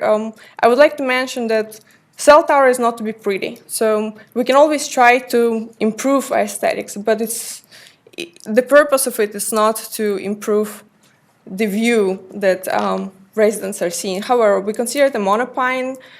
It needs to be 100 feet tall because for it to have a more natural look, it has to allow for a taper on top of the antennas. Pictures are always much better than these faux trees look in real life. They look great in Lake Tahoe because there are many evergreen trees around, but unfortunately we don't have that here. So these are the options. There are two right behind it. I'm sorry? There's redwoods on either side of it in the neighborhood behind it. You show them in your photographs. Well, I believe it still stands out a lot. Look at the because top it's 100. left photograph, existing. I see those, yeah. Those are both redwoods. Tall green evergreens. But not next to the site. I believe it still stands out, but I appreciate you liking it. I have a question, since you're going through your presentation. You said that if you put up a monocell or one of the small cells here, you wouldn't even be able to feed this room? Is that what you said? mean small cells? Yeah. Small cell is antenna that uses, it only works when it's, how can I put it in simple words? For I run a example- tech company, you can use big words. Oh, okay, yeah. So that's why I'm saying, like, The what you coverage just said is- doesn't make any sense. It doesn't need to be tall. That is why small cell is usually located on the street lights. Yeah. Whereas the larger antennas, but it doesn't cover much. Plus, it doesn't go through the walls. So Well, if it's in the streets, for example, they like to use small cells around stadiums, right? So inside a stadium, so that. But I mean, like, if you were saying you were gonna put this god-awful tree or the giant monster clock tower that could eat somebody, or small monocells around that, I would prefer the small, unobtrusive monocells, right? 100. Yeah, I'm okay with that. We can find street, but that giant, we can't put a giant tree in the middle. Come on, or add to the cell tower. This is nutty. I mean, For a compromise. I mean, sometimes you can't have a compromise. You know what would be a compromise? 100 little monocells that no one notices because we put them on top of lights. Something like that. I mean, I run a tech company and I wouldn't want to see this in my backyard. I feel bad for people in rent. Absolutely. I'll be able to tell their time when I go over to the, hey, did you notice the giant clock? It's on fire. Yeah, or the extra, and this isn't to scope. Well, that's why the gentleman who lives behind the church every 6 months, he sends us pictures of the tower at the church. On Carlos or whatever that is. If we had a chance to collocate on the tower, we would love to. Unfortunately, there is no height enough. So if it was a taller tower, we could ask Verizon, who owns the tower, to take the best spot in the tower, which is to be high enough. If we collocate lower, which is a 35 available spot, we would need to come here to the city council in 3 months and ask to build additional 3 sites. to achieve cover objectives. We're not talking for us, we're talking for the residents of City of Rancho Cordova. Here goes safety. People need to be able to use their phones when they're inside a shopping mall. And this is a very busy area. There is a river, and I assume there are many visitors to the river area. So just to finish the presentation, so here's for the clock tower. I really don't think this would be a nice option because it also needs to be at least 85 feet tall and at least 30 by 30 foundation. So it's a massive structure. So what are you asking for? We are asking to allow the for the 10-foot extension, which to me looks like So the bottom right one is what you're the asking least for? intrusive. Yes. Yeah. Okay. Yeah, the challenge from my perspective is it's, the existing facility is really awful. It is, but as it's already there, and it serves many customers around. So So let me help you with something. We redesigned a subdivision because they tried to match a neighborhood that was not a handsome neighborhood. We're not interested in what's already there. Yeah. I think you said something that I think is really poignant. You're not concerned about aesthetics. You're concerned about surface. I'm concerned about aesthetics. That's my job. Okay? So when these come before me, that's what I'm concerned about. It doesn't look great now. This is just my opinion. The clock is an improvement over what is there now. But I will tell you, I'm not Nobody's voting gonna for. fall over and smash the building. Can I speak? So I'm not voting for a tree to be sprouting out of a building. And I'm not voting to extend what is already an eyesore. So I would be open to the clock, probably not that high. We went through a lot of iterations with the church. The church recommended a tree. And I think, to your point, luckily, when they brought back the street views, they made sure to show us trees in the winter with no leaves and that stupid looking tree sitting next to so to your point, the church wanted a tree, we told them they had to put a clock tower. It's actually a cross. Well, There's a cross on it. yeah, that's right, there isn't a clock, but we chose that, the church didn't even choose that.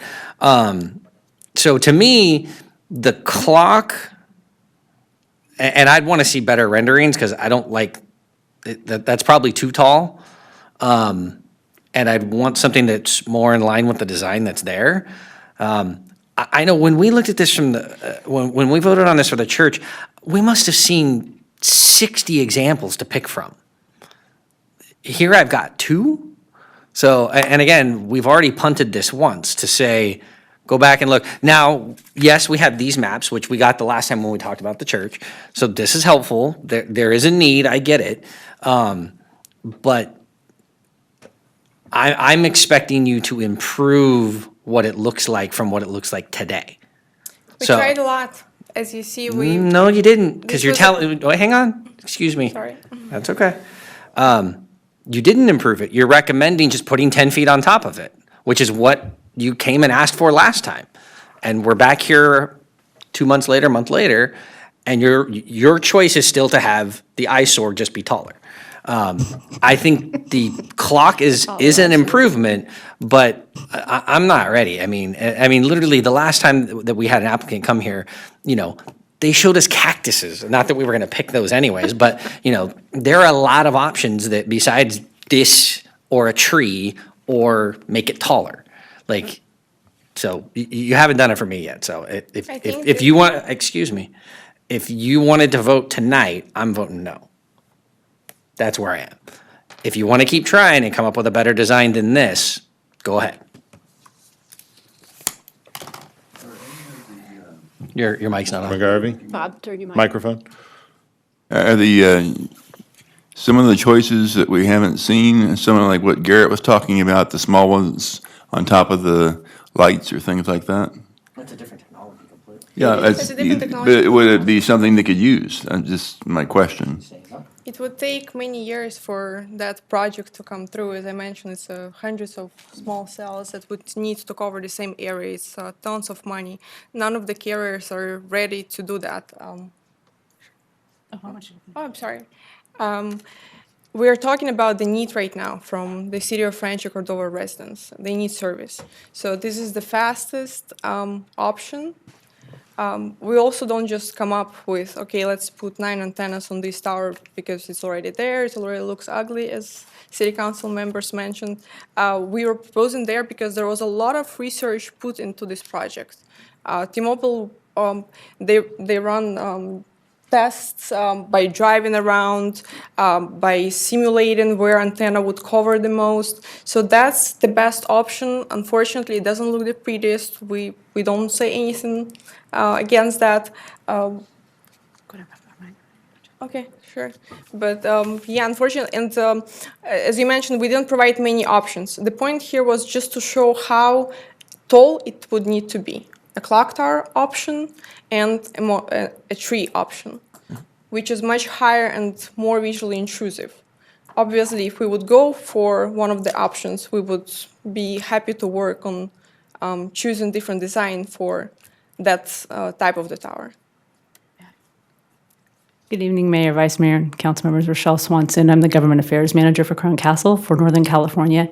And I just wanted to come and support my colleague, and I want to make sure that we're adequately addressing your needs. So Crown Castle is actually managing this tower for T-Mobile, which is very common as they're one of our many customers.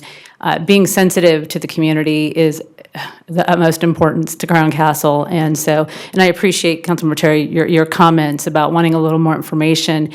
I want to introduce the RF engineer from T-Mobile. I know he was here before, and I want to make sure that he has an opportunity to specifically address Councilmember Gatewood's questions between small cells, which I believe is what you were speaking about, with co-locating on streetlights, and why we are looking at a macro solution here. It is similar yet different technologies, and the amount of sometimes it's not even just about more small towers and because of the height difference, it's also about the number. And often what we find is that many communities, if it's one or two, that would be one thing, but truly being able to provide the same coverage can consider quite a bit more. And part of that is because the small towers are by a large magnitude, a much lower power. They really are made more to complement a macro tower, not to replace a macro tower.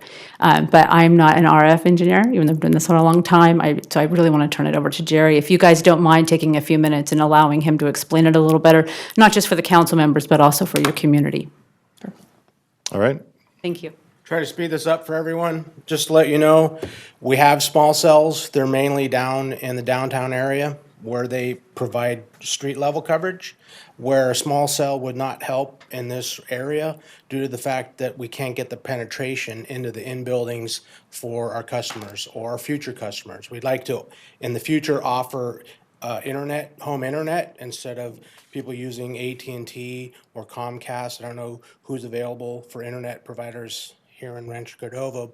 However, in the future, T-Mobile would like to offer internet to people who may not be able to afford Comcast or AT&T as their internet provider. So having a macro tower in this area would definitely help in-building coverage and future benefits for, well, our customers, your constituents, and T-Mobile. So I do have a question. So following up on that, on the small cell, how then can it be used to roll out 4G and 5G if it's so weak and unpowerful? It will work for people in their vehicles and on the street, but in the cars or in their homes or businesses, we would prefer to use and plan to use macro sites for that. The towers that you see in the renderings is what we'd prefer to use.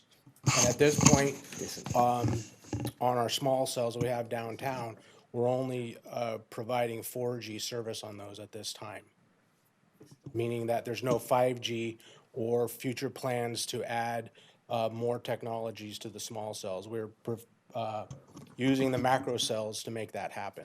Well, I ask because I just saw a presentation at National League of Cities in San Antonio where they're using their small cell technology to reinforce their 4G and to roll out 5G. And it's San Antonio, aside from the real downtown area around the Riverwalk, is very much a My thought is. suburban, sorry. less, that's okay, a suburban, less dense area, similar to what we have along Columnar Road.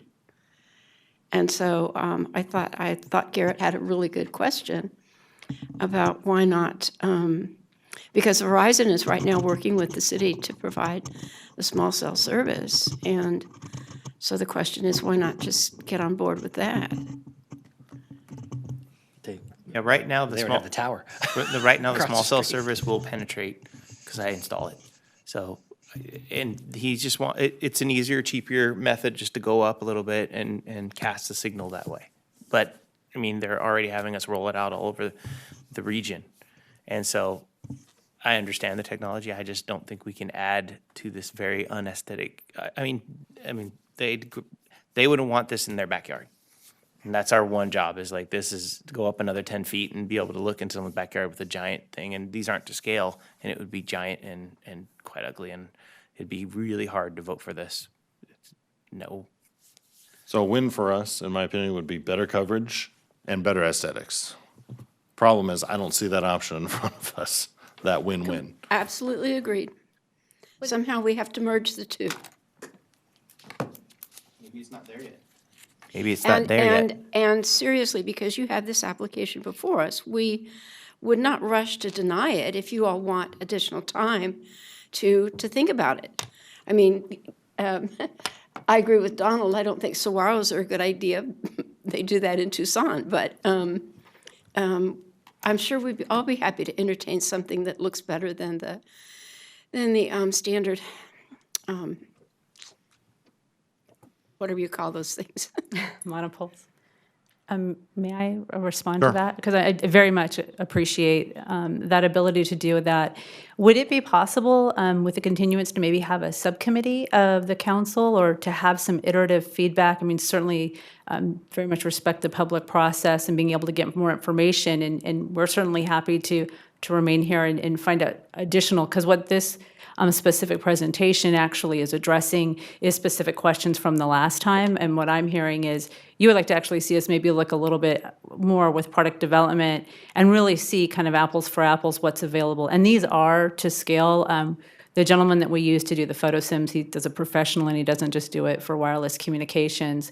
And in fact, after I saw them myself, I went back and I asked the team to verify that these all had been done to scale, because to your comments, I mean, clock towers are great, and certainly permitted things outside churches, and the key often is how does it blend with the existing neighborhood? And this is a unique challenge because, of course, we want to provide coverage to the residential. We get a lot of feedback that, depending on the neighborhood, whether they prefer a monopole or whether they would prefer additional sites. And usually being able to stay in a commercial would be ideal. But I definitely hear what you're saying, and I know there's some limitations with the space sizing in the back. But if that's possible to do a subcommittee, that would really allow us to, roll up our sleeves, sharpen some pencils, and see what really looks. Or we could come back and, kind of push through and see what we would be also looking at above. But generally speaking, yes, a monopole is the least intrusive aesthetically of just making a 10, 20% addition rather than doing a complete change out. Or even a technology that makes a narrower pole. We've had the slim line versus we used to call these top hats 20 years ago. Yep, we did. I don't know what they're called now. But, the tower, I would think you'd probably add another story, put some windows up there, sell tickets for people to go up. You can see the river, see the state capitol, see the Sierras. Why not? Right, like a Make it an stratosphere. attract- Right. That's a joke. That's a joke. I know. I hear you. This Well, joke. Another joke, we could have a dunk, no, never mind. Yeah. I But do though. I think staff, Cyrus, I'll speak for you guys, would be happy to work with you on some kind of iterative process here. I don't know we need a council committee. It shouldn't be consultations as appropriate. But if I did have a council committee, it'd probably be Linda with the expertise and other volunteers who'd want to take an extra look at this. I'm not the design guy. Garrett, maybe. But I will say that, this is, it's for like technology. identifying art. I don't know until I see it, but I know the last time that we went through this process where, to your point, you ask the residents, this church came up with their own committee, recommended something, and we looked at that and thought, what on earth were you thinking? So just because some residents say it's a good idea doesn't mean that you're gonna get something that we're all gonna love. I would say, look at lots of options. And yeah, I mean, to me, I think there's a way to use a clock tower or something like that, where you're gonna hide this equipment in some way that's more aesthetically pleasing than the picture you've given me. Yeah, it's gotta have some architecture or something. Right? Yeah, so, I don't know what that is. I was a home builder for a while, but I definitely was not an architect. That's why I paid people to do that.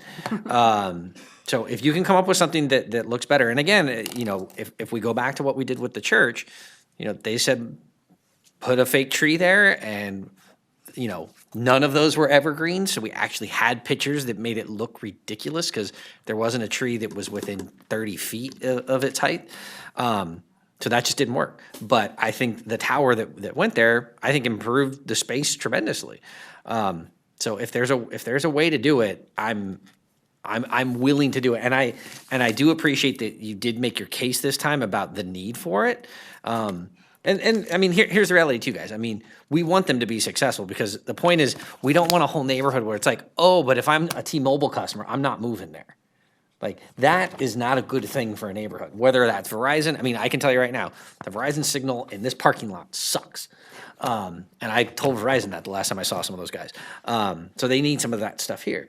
But if you know that, and you know, like, I mean, we're gonna get to the point where people are gonna take their phones out when they're renting or buying homes and going, does my stuff work here?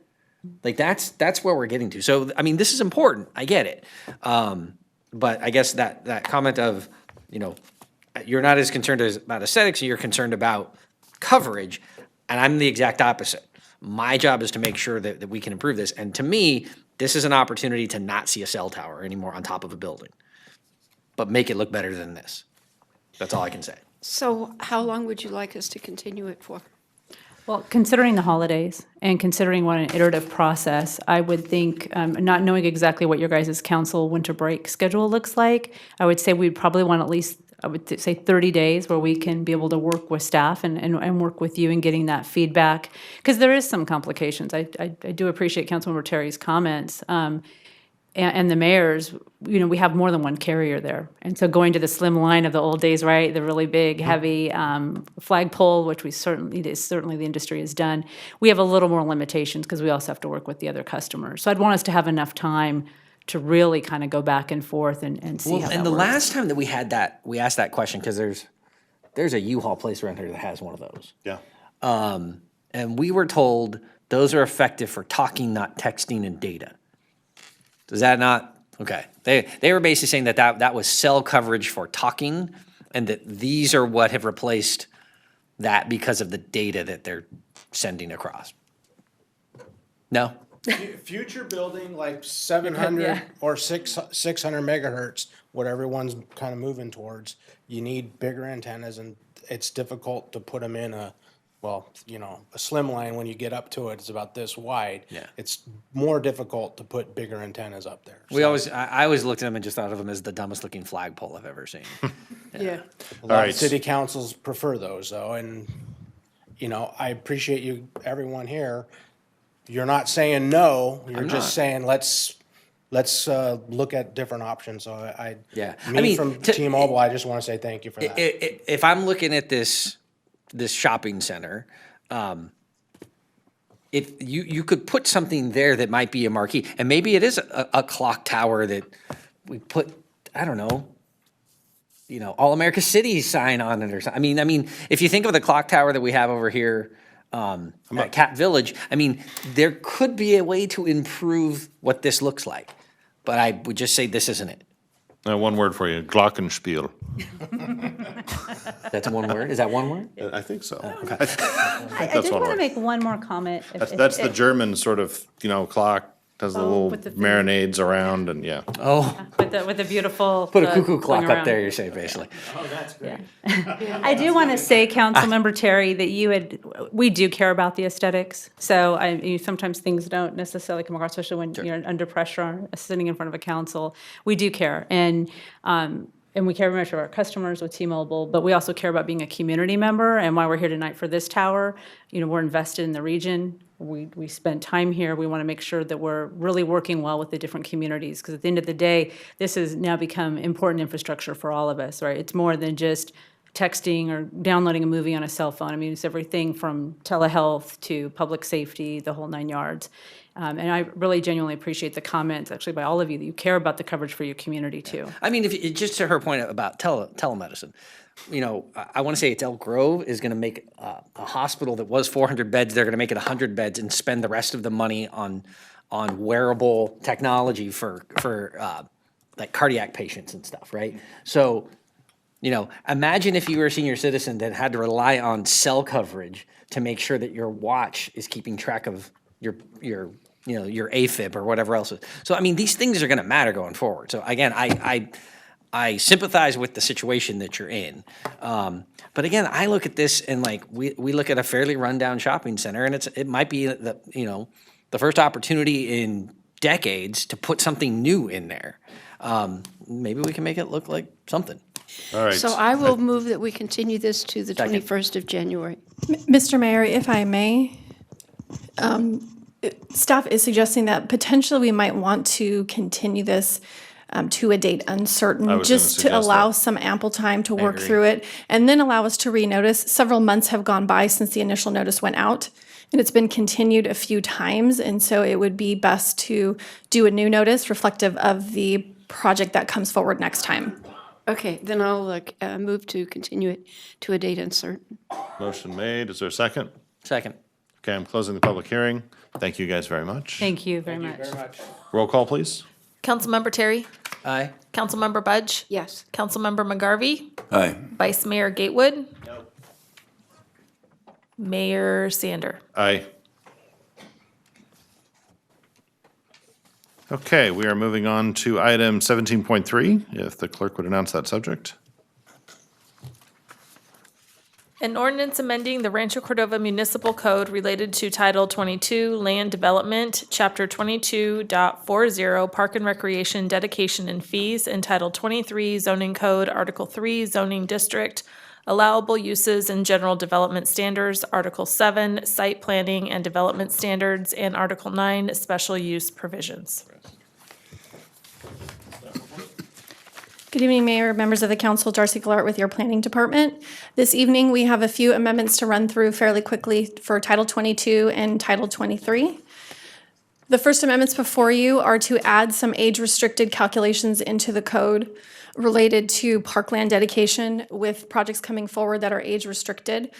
Staff did some research in terms of what appropriate parkland dedication would be based on persons per household. So we are proposing to add some definitions into Title 22 to address age-restricted dedications, and then including those factors which have been added in there for your consideration. The next amendments before you have to do with large family daycares. Sorry. Yes. Why? Large family daycares? No. Why? For the age-restricted calculations? Yeah. Because generally, age-restricted at 55 or older tends to have less persons per household. So these parkland dedications are reflective of what the industry standard would be for more age-restricted communities, single-family and multifamily for their parkland dedications. Okay, my only concern is that as lots and living space gets smaller, the more lots and living space gets smaller, the more importance there is that there be publicly owned open space. And this seems like going in the opposite direction.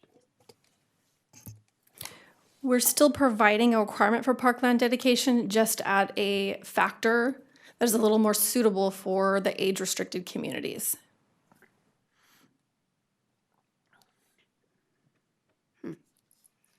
Okay.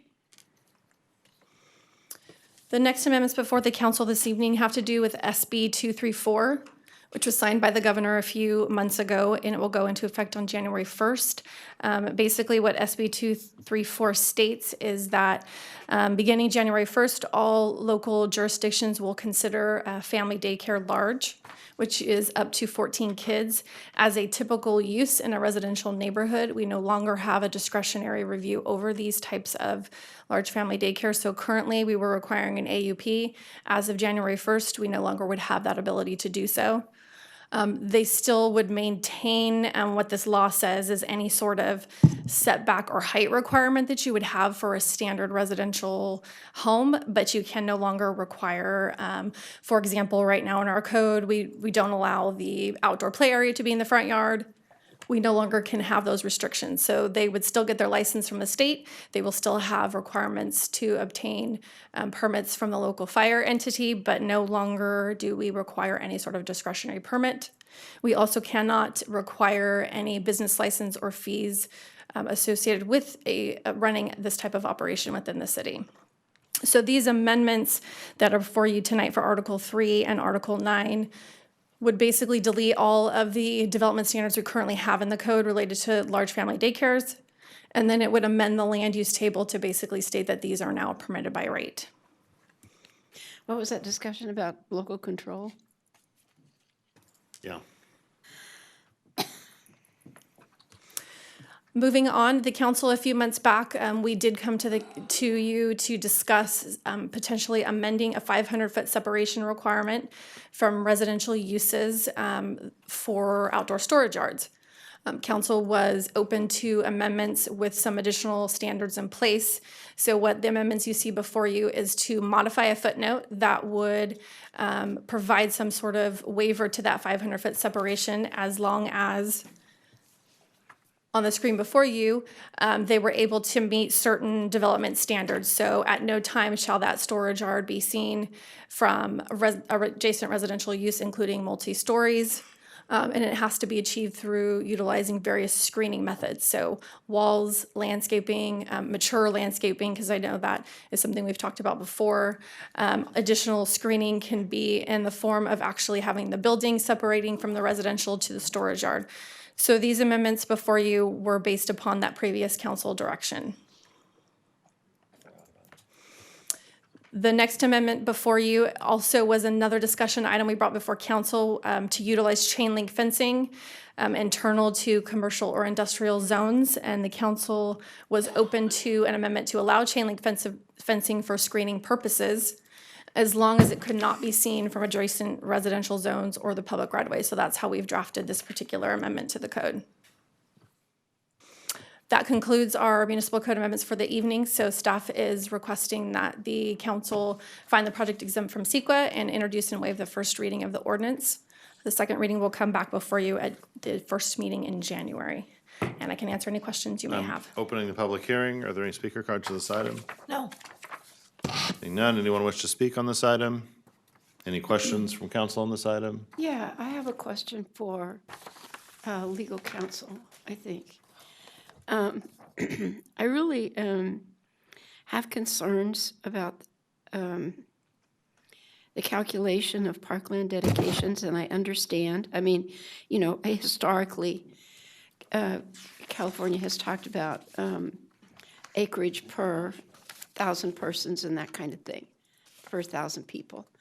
But we also did reduce our requirements probably in 2008 or 9 or something, during the depths of the recession.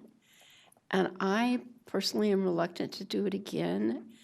And I'm wondering if we can break this into 2 pieces to vote on. Yes. Keep it in the same ordinance, but break it into 2 sections. Yes, if you wanted to approve the ordinance and then basically deal with the issue related to parkland developments later, you could do that. So separate that out from the rest of the ordinance and talk and vote about that separately. And then that part would come back later. Can I provide a little bit of clarification? Because I gave the calculation to Darcy on Oh, this. okay. Sure.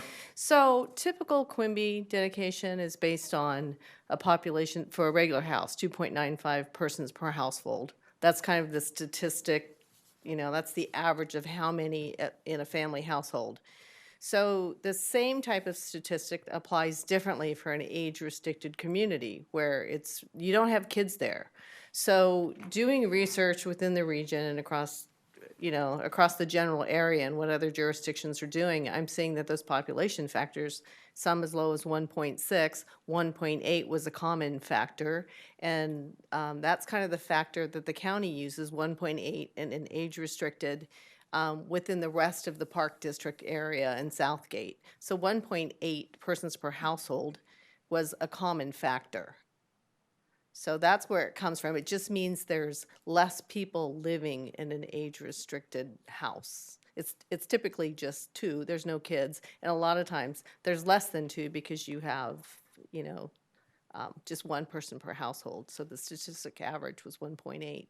So when you do the calculation, let's go back to the 2.95. You're taking the 2.95 people per household times how many households, and then you divide it by the, 5 acres per 1,000 people, and then you come up with the calculation.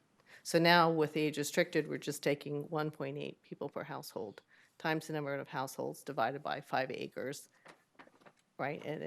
And you end up with your Quimby acreage.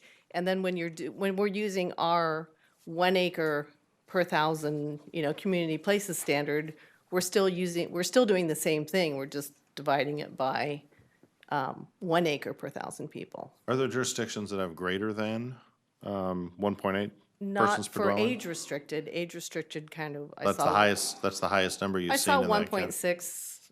I saw as low as 1.6. I think Galt was using 1.8 was kind of used generally within the greater region, so it was a common statistic. I could probably search around and find one that's higher, but 1.8 seemed to be a common. So you have to step back and think So- about it. You're never going to have typically not more than 2 because you can't have kids there.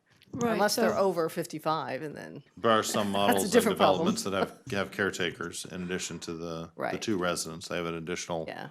caretaker residence. I don't know if that counts as 2 residences in that case or a single residence. And so you're using this to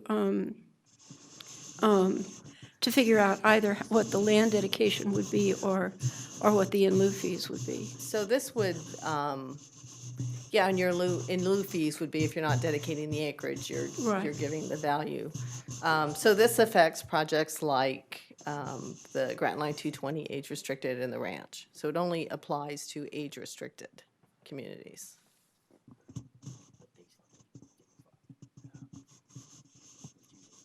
If that just helps, I wanted to tell you where the Yeah, calculation no, came from. and I understand that.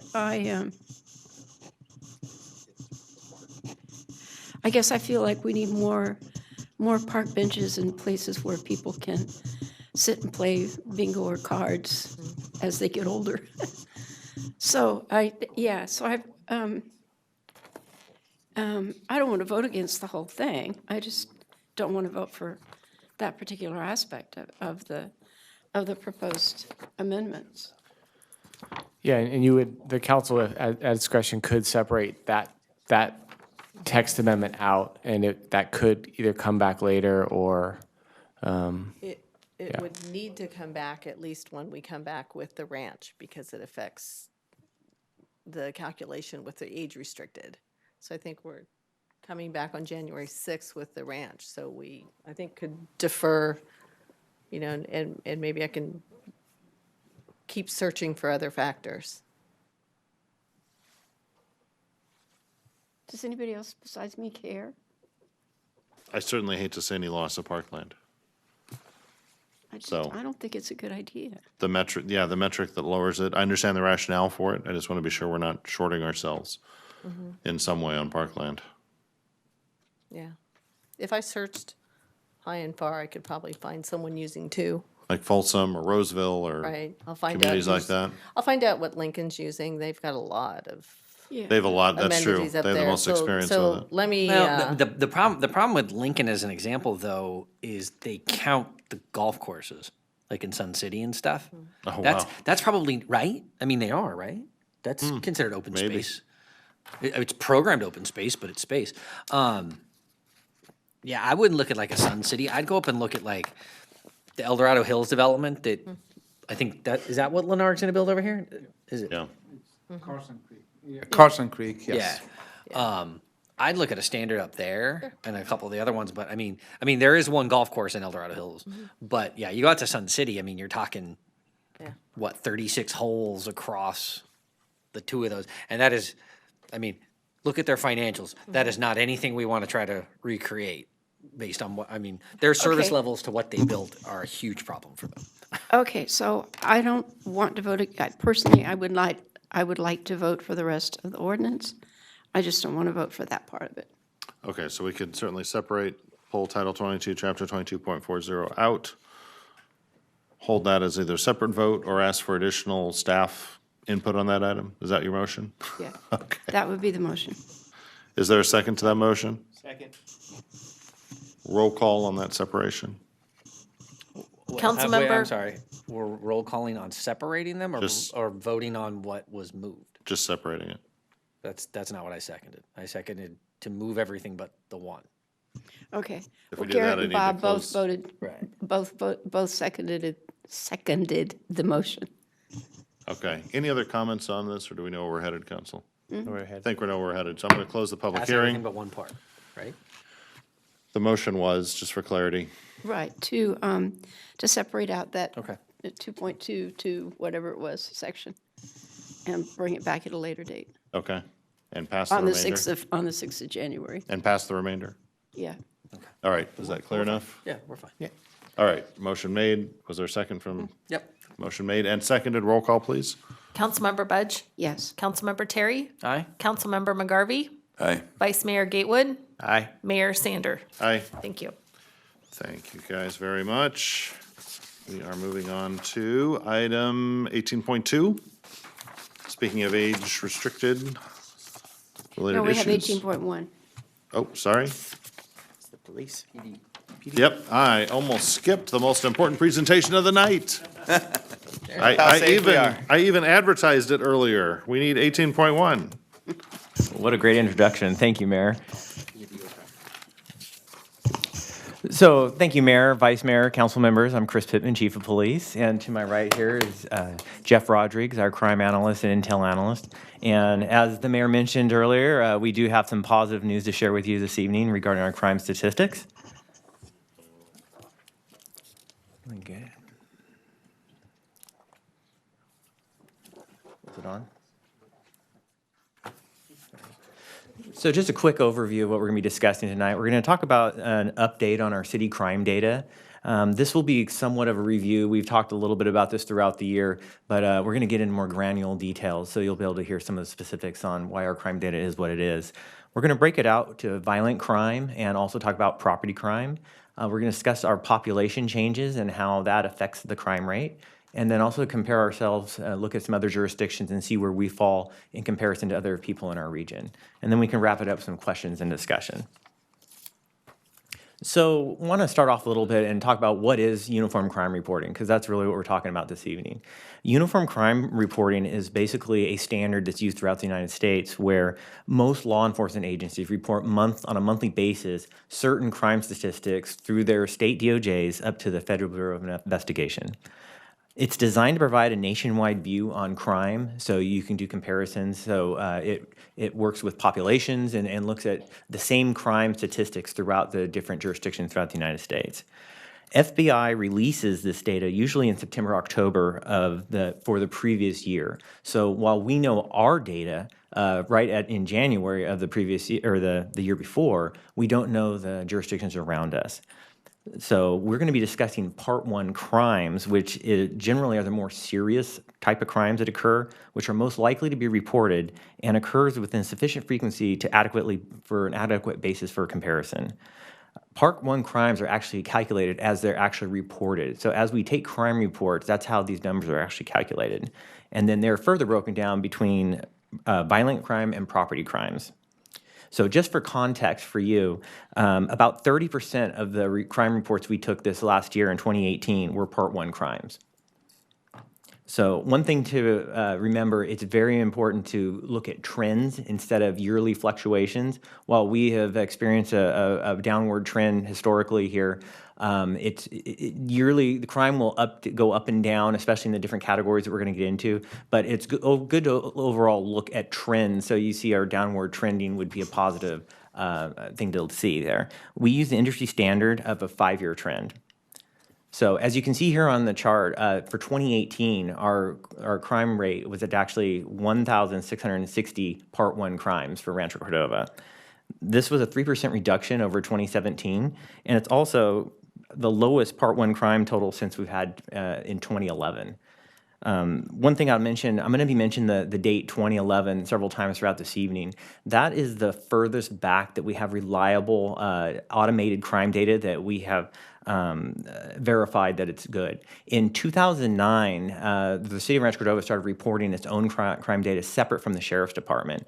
But those first 2 years, we don't have the automated data, so we are going back manually and going through those. But so back to 2011, we have very solid information. So when we refer back, that's as deep as we can actually go with our crime data. So taking a little deeper dive into the violent crime categories, it's broken out under several crimes fall under violent crime. So you have homicide, sexual assaults, robbery, and aggravated assault. In 2011, we had 272 violent crimes in Rancho Cordova. This was the second lowest since 2011. Between 2014 and 2018, violent crime reduced 10%. This next slide is a little deeper dive into the violent crime specifics of each of the 5 years we went back. And it'll talk about the different homicides, sexual assaults, robberies, and assault, and how many crimes we had for each year. In 2018, we had 3 homicides in our city, including the officer-involved shooting that took the life of Deputy Mark Stasiuk. Out of those 3 crimes, we actually have 2 arrests have been made and suspects are in custody. We did see an uptick in sexual assault, where we had 26 compared to the traditional 17 that we normally have here in Rancho Cordova. When looking into this data, we found no trends other than the additional 9 reported crimes were all in categories where the suspect was known to the victim. Some examples of that would be spousal rape, where the victim was unable to give permission, maybe they were drunk or high. Those are the type of crimes that would fall under that category. We did have 74 robberies, which is tied with 2016 for the lowest since 2011 here in Rancho Cordova. We had 169 aggravated assaults, which is the second lowest since 2011.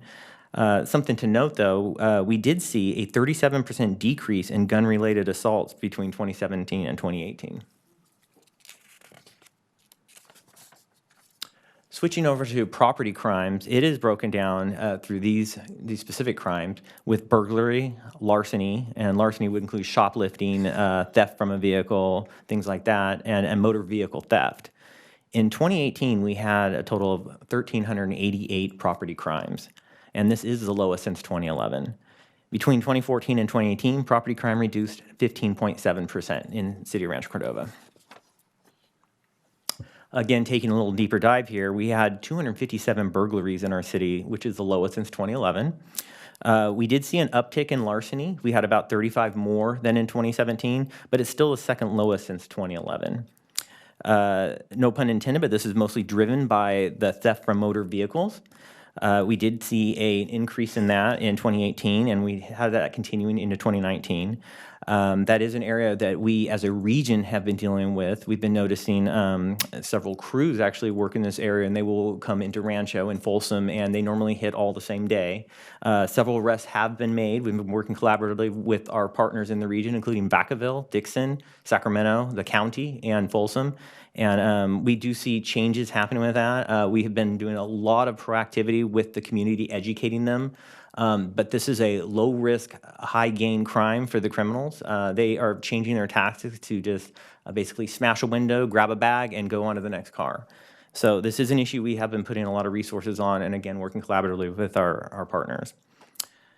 Another crime under the same larceny category is shoplifting. The decision to report shoplifting really relies on the stores themselves. So we do believe that the 2017 numbers are artificially lowered because one of our big box stores here in the city had a first-time diversion program that they did for about a year in the end of 2016 into 2017. And that was basically, it artificially lowered their numbers because they weren't reporting the shoplifting to us. So we saw about a 50% decrease from that specific store. That program has since ended though, and at the end of 2017. So we did see a 44% increase, so almost back to their old numbers once that program ended. So that's why 2018 we did see some differences there. However, very happy to report that we did see an overall 16.2% decrease in shoplifting and commercial theft citywide between 2017 and 2018. 3 big box stores we have, other than the one I previously mentioned, all saw remarkable double-digit decreases in shoplifting. And again, another area we've been working very close with the businesses and really put a lot of focus with our Business Watch programs, the new Folsom Olson Zinfandel POP officer that worked with the businesses there, and a lot of crime prevention and working with the businesses. So we are seeing the fruits of that labor. We did have 197 motor vehicle thefts, which is generally around the normal that we see here in Rancho Cordova. If you recall, last year when we talked about crime statistics, we did find some errors in our 2016 and 2017 reporting, so that's why 2016 looked a little bit lower because 2017 made up for that. But when you average it out, it all comes into that 197 range. So talk a little bit about population. It's important to understand how population affects the crime rate. We use the FBI estimates, not the Department of Finance numbers. They tend to trend the same. They're just off of a little bit. For example, the FBI estimates the Rancho Cordova's population increased approximately 9% between 2014 and 2018. FBI is stating that the population in Rancho was 74,863 for 2018. The Department of Finance basically thought it was 73,112. So they're off a little bit, but they tend to trend the same when you compare the numbers. We do use the FBI number, though, for comparison, so we're equal to nationwide.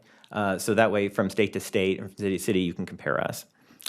Conversely, when we're going back and looking at crime data, the interesting fact came out. We did go all the way back to 2009 when we first started reporting into the city, and our population increased 18.2% over that 9-year period, which was considerably high. So population changes can affect the crime rate. And in our sense, we have enjoyed both population growth and lower actual reported crime between 2014 and 2018. When adjusted for population, the actual crime rate per 1,000 residents was 22.2. This is the lowest since 2011 and most likely the lowest since cityhood. There was a 21.9% drop in crime from 2014 to 2018. When we went back and we're looking at crime data from the 2009 forward, we saw this crime rate was as high as 42.1 in 2010. So we have a remarkable drop, something we're very proud of here in Rancho Cordova. So, and this is the slide to actually give comparison to, the slide illustrates our regional perspective of UCR Part 1 crime rates for the jurisdictions around us. Rancho Cordova is a thick blue line with the numbers on the milestones there. As you can see, we are experiencing a sustainable downward trend, which is statistical proof that our programs and strategies are working. One thing to note, while our population is officially around 75,000 residents at night, it nearly doubles during the day because of business commuters working in our city. Taking this into account, our crime rate is actually lower than reported by its official numbers. So, and that actually concludes the presentation. Any questions, or would you like to discuss it?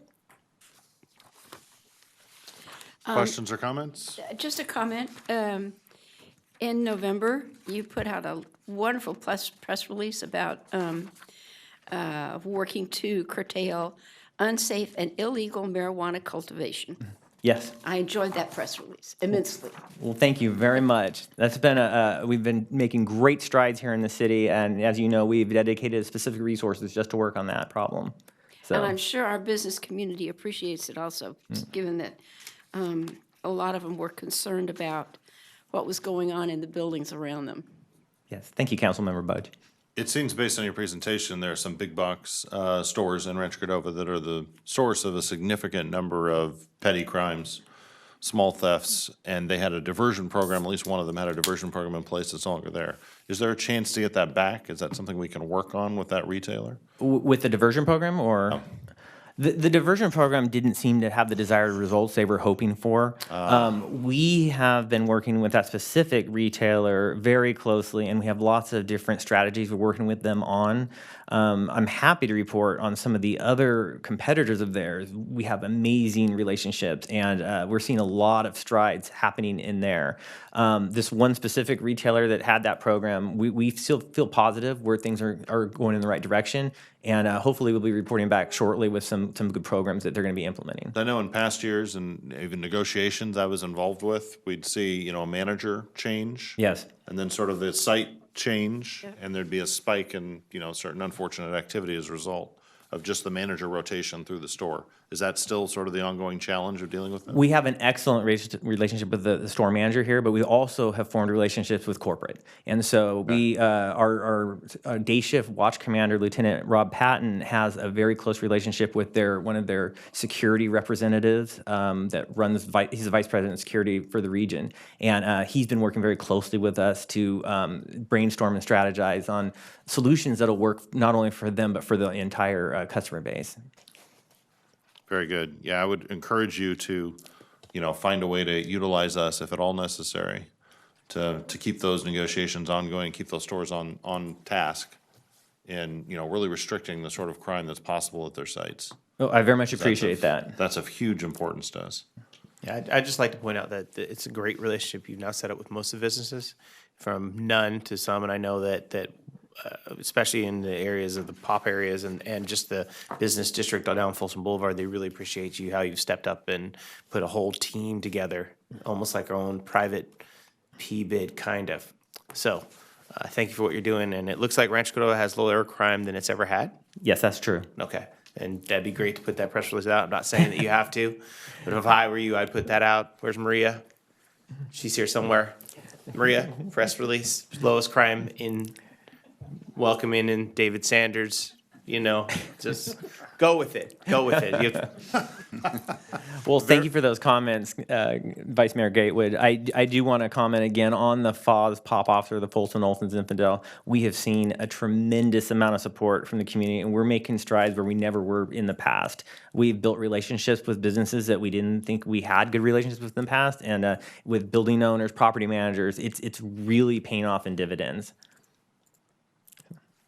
Thanks, Chief. Great report. I'm sorry, Mr. McGarvey. Yeah. Are you paying attention, I imagine you are, of the legislation that's being passed or trying to pass in Washington, D.C. to take marijuana off of the list of illegal drugs and like that? I have noticed that, yes. Yeah. So is that still something that's just being talked by a few, or is that something that you're going to have to worry about? I don't think at this point it's anything to worry about right now. I haven't seen momentum on that at the national level. As you know, the state level, that is something that we do allow now as a state up to 6 plants. But at nationally, I have not seen a big push. There's been a lot of talk about it, but I haven't seen a push that to make me think that's actually going to happen. Okay, because I just, and we've had our citizens passed a very high tax on marijuana if it was ever approved by the federal government, and we didn't have a choice.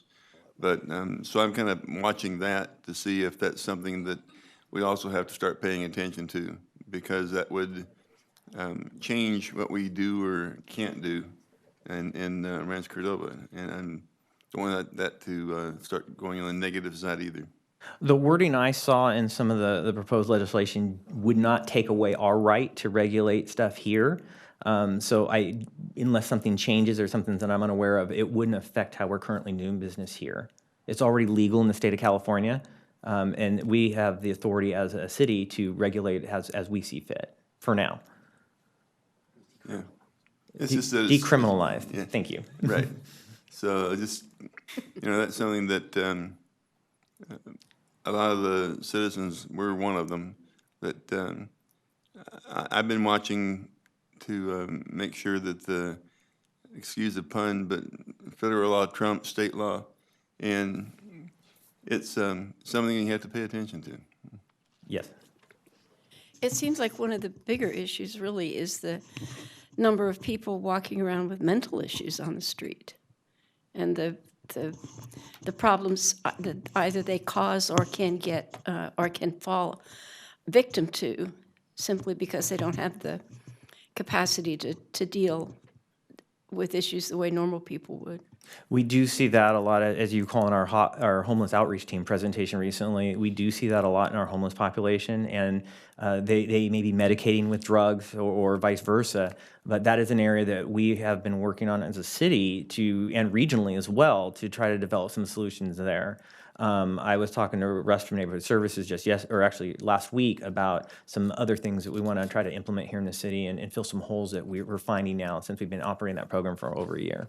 That's a good idea. Actually, on Thursday, I taught leadership here in the American River Room, and we have 2 people from your department in the class, and so the 3 of us are basically watching this homeless guy walk in back and forth, up and down in the field, and he obviously is in his own little world, and he stops and talks to himself and talks to the trees and talks to the birds and the bees and everybody else, and ultimately he left. But you have to wonder where people like that go and what they do. Yeah, and there are programs that we have available to us. A lot of them, though, unless they're a danger to themselves or others, it's a voluntary thing. And if they don't want to go, unless they're violating the law, we Right. can't force them into it. Well, and that's the thing. He never absolutely did anything that was completely illegal. He just chose to spend his afternoon walking around in the field. Yes, yeah, we see that quite often. Okay. Thank you very much, Chief. Great report. Thank you very much. Great work. Thank you. Mr. Mayor, if I may, I just wanted to make one quick comment. Wanted to thank the chief and his team for developing an amazing collaborative relationship, not only with our community partners from businesses to school district, park district, and also with other city departments. Absolutely. The work we do, the reductions that we are seeing year after year is not by accident. There's a lot of work, strategy, and thought that goes into it. And obviously, the results speak for themselves. And So a lot thank of you. innovation. Right. Exactly. Thank you, Cyrus, for those comments. There's one more thing I would like to add that Cyrus made me think about. Something we did not talk about, the homeless outreach team presentation. We have collaborated very closely with the park rangers, and they are now part of our Tuesday meetings that we have regionally here in Rancho at Neighborhood Services. So they are attending. Their homeless outreach teams are working with our teams, and again, we're seeing great strides in that collaboration that's happening now, and we're seeing great benefits there. So I just wanted to share that information, and like I said, Cyrus made me think about that. I knew you guys would very much be happy with that because that's one of our vision goals that you assigned us at the beginning of the year. So, And that was a case of our innovation basically spreading to them, right? Yes. Kind of a, county sheriff's department, Rancho Cordova contract, and then all the way back to county rangers. Absolutely. Like a little full circle operation. And we're seeing fruits of that labor as well. It's a very positive relationship. Excellent. So thank you. All right, we are moving on to 18.2. If the clerk would read that item. Update on AARP network age-friendly communities.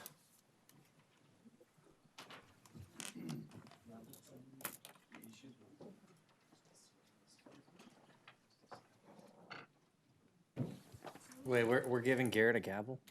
I don't know about this. Oh, I'm on it. Don't worry about it. Okay, guys, go ahead. All right, good evening, Mayor and Council, or Vice Mayor and Council. My name is Stefan Heisler, Reinvestment Analyst with the City of Rancho Cordova, here to present the AARP Age-Friendly Communities Update. So per council request to look into this program, staff has investigated the program requirements to provide tonight's updates and would be able to proceed joining the program if directed by council. So hoping for discussion and direction this evening. So the process to join the AARP network of age-friendly states and communities is pretty simple. First, we just need to submit a resolution and application and a commitment letter, which includes the following. So the commitment letter has to include these components. One, it has to establish mechanisms to involve older people. It has to include a baseline assessment of the age friendliness of the city and the development of a community-wide action plan based on the findings in that assessment, as well as identification of indicators so progress can be monitored against that action plan. And I'll talk about that a little bit more in a following slide. So some of the benefits for joining the Age-Friendly Communities Network include serving as an organizing structure for making community improvements. Another way to look at this is this structure provides sort of another lens to look at our activities, many of which are already age-friendly, but providing that additional lens. Also fostering partnerships among community groups and local stakeholders, as well as providing leadership opportunities for volunteers and gaining access to technical assistance, webinars, support, best practice materials. And sometimes with that, opportunities for grant funding from AARP. So a big part of this is the action plan. Once the resolution is submitted to join the program, we're automatically entered into the network, but then we have up to 2 years to complete the community assessment and the action plan. So the action plan has to include some components listed here. It has to be based on the identified needs within the 8 domains of livability, which I'll explain on the next slide. It has to include specific activities, policies, events, etc., that would be achieved within a 3-year period of time. So the action plan would be focused on that 3-year period of implementation. And then, of course, it'd have to include ways that we can monitor progress along the way. So the AARP 8 domains of livability are basically community features that impact the well-being of older adults. So they include outdoor spaces and buildings, which is basically the quantity and accessibility of these spaces. Transportation, which is mainly options other than driving. Housing, including options suitable for various incomes, ages, and life stages. Social participation, which is looking at combating loneliness and isolation, including internet access and social groups and organizations. Respect and social inclusion, which is pretty similar, but looking at intergenerational gatherings. Civic participation and employment, looking at opportunities for older people to work or volunteer.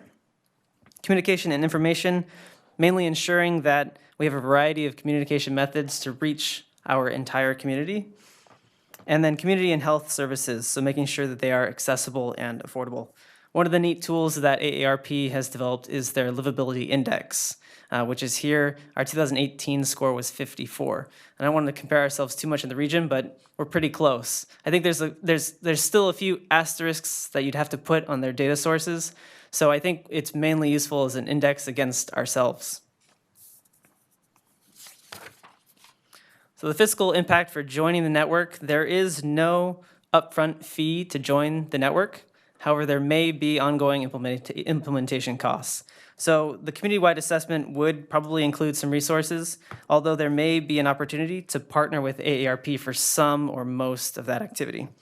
Additionally, the action plan implementation, any costs associated with enacting programs or policies that come about as part of that action plan.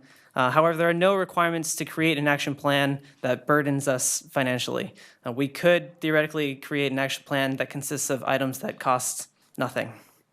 And finally, staff time maintaining community engagement as part of this. So I'll open it for council discussion and any questions you have, as well as direction. I have a question. So the baseline assessment, is that based on the 8 domains of livability? Yes. And AARP, they have a regional roundtable, so I've gone to the last couple roundtables, and they focus on different things. The most recent one, they talked about designing parks, for everyone between 8 and 80. So it's just a way of thinking when you're doing a park, make sure you have enough benches. And the one before that was kind of the missing middle and a lot of product types that would combat loneliness. The loneliness statistic is pretty high. It's pretty shocking, actually. But that goes from 8 to 80 as well. It's not just seniors that are lonely. What was your original question? No, it's whether the baseline assessment was based on the 8 domains of livability, and I think it's really interesting that the number one on the list is outdoor spaces. Right. And it is, and actually AARP at the last roundtable said that this was one of the biggest hurdles, was trying to get this survey information. So they have been conducting the survey. So now they will just partner with us, right? They'll conduct the survey in our area, but then we're also going to do outreach as well, right? Because it gets more specific to our community. So they ask a number of questions. I haven't seen the complete survey, but it'll be based on the 8 with some broader questions as well, just to see how we're doing. Like, do we have a lot of volunteer opportunities? And recently, Which would be a yes. we do. And recently, Stefan and I met with some folks from the the Commission on Adult and Aging. And when they looked at our website, looked at what we had, and they actually thought we were doing some great things in volunteers. Is that the old Area 4 Commission on Aging? I think it's separate. Well, they kept talking about different areas. It might be. And one of their goals is they would like to have representation from all of the different jurisdictions on that commission. It can either be a staff or it can be a volunteer, right, in our community, but they would like to get more broader representation from the jurisdictions. Well, it's Just pretty another obvious you can't survey these domains of livability accurately unless you are talking to the people who are impacted by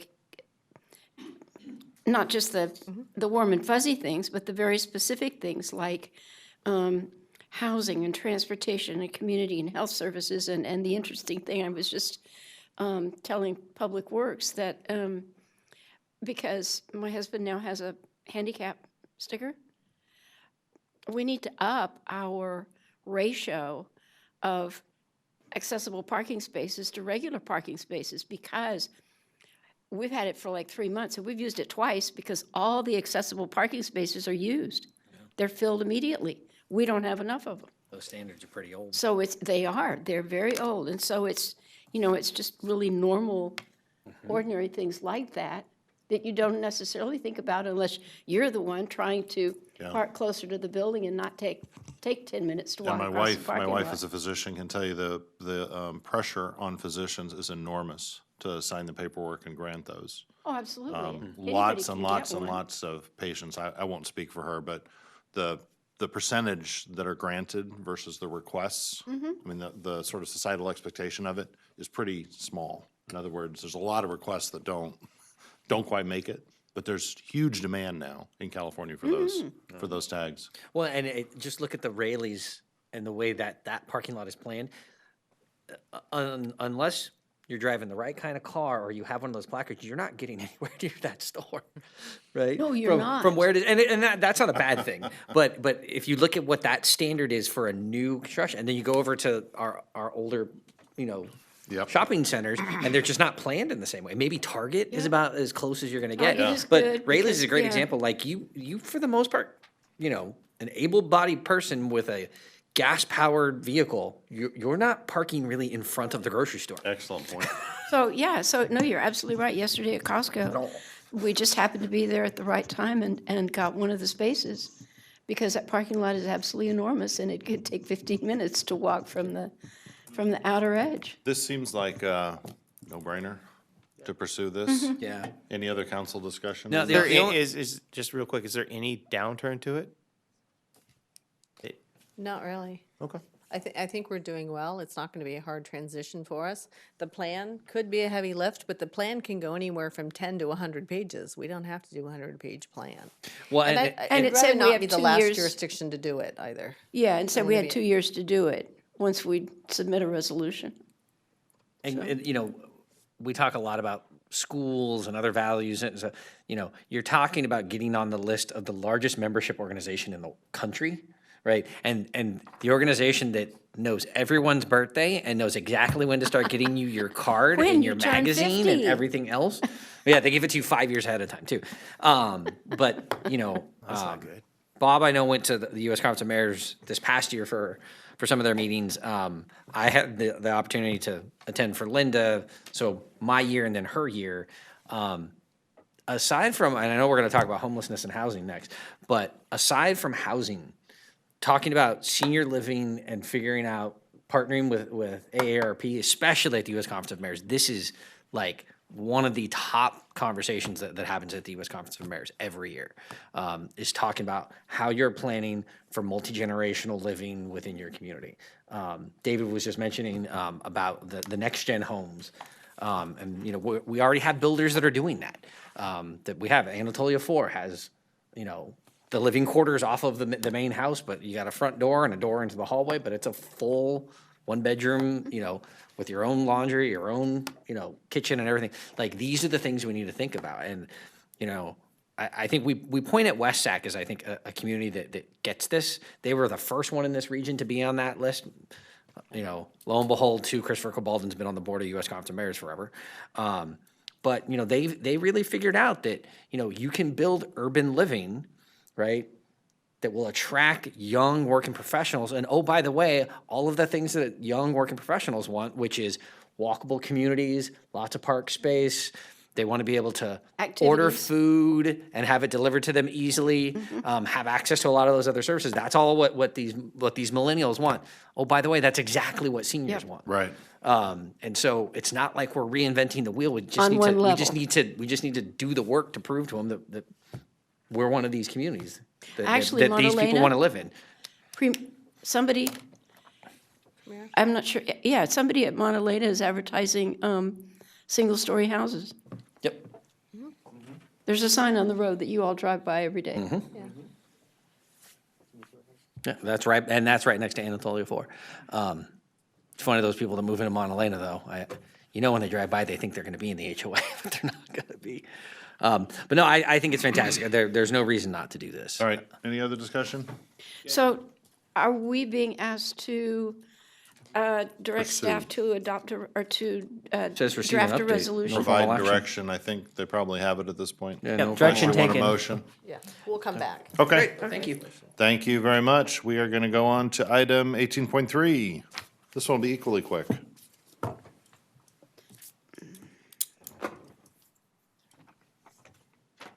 I'm open to a motion. We need an appointment. Yeah. Okay. 18.3. Any volunteers? He's laughing. I think that was a yes. First, I'll recognize that the CEO of Sacramento steps forward, who is also my co-chair of the committee that I ran my mouth about, forgetting that this was on the agenda today, for the Homeless and Housing Committee for the Metro Chamber. I would like to nominate Sure, I'd be willing Donald to. Terry. Is there a second? Second. Fine. We have a great deal of expertise in the council member. It's foolish to waste it, Yes. I would think. Happy to Unless- do it. All right, very good. Motion, do we need any presentation or anything? No, we're good. Any Lisa, comments did you from our have guests? anything? You waited a long Yeah, time you- in the You meeting. sat through this entire meeting. Lisa, God do bless you want him? I mean, you can Oh, say yeah, no. there's that. There's always an option. that. We need that. We understand. We'd be honored to have Donald as our. Excellent. councilmember to Thank you, the- Lisa. But no, just thank you. We appreciate your partnership in the application of the HEAP funds back in 2018. Love having Stefan as part of the COC, so we really appreciate all the work that you're doing to support the efforts across the region. So, thank you. Thanks, Lisa. Thanks for your patience tonight. All right. Can we do a roll call vote really quick? Yes, we have a motion, a second, and a nominee victim.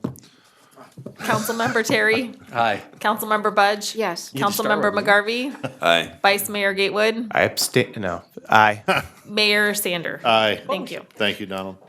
Sure. All right, we are on to item 18.4, which is approval of council member appointments to regional boards, commissions, and committees. Council have any items they want to discuss with regard to appointments? Yeah, I just wondered if we could entertain having somebody on the 2x2 with Folsom Cordova that has kids in the district. And I'm not asking for a decision, but just people to, Or grandkids, is that what you're saying? our grandkids, yeah, because I'm just, especially with all the budget issues that are going on. Right. I guess I've got one. I got grandkids.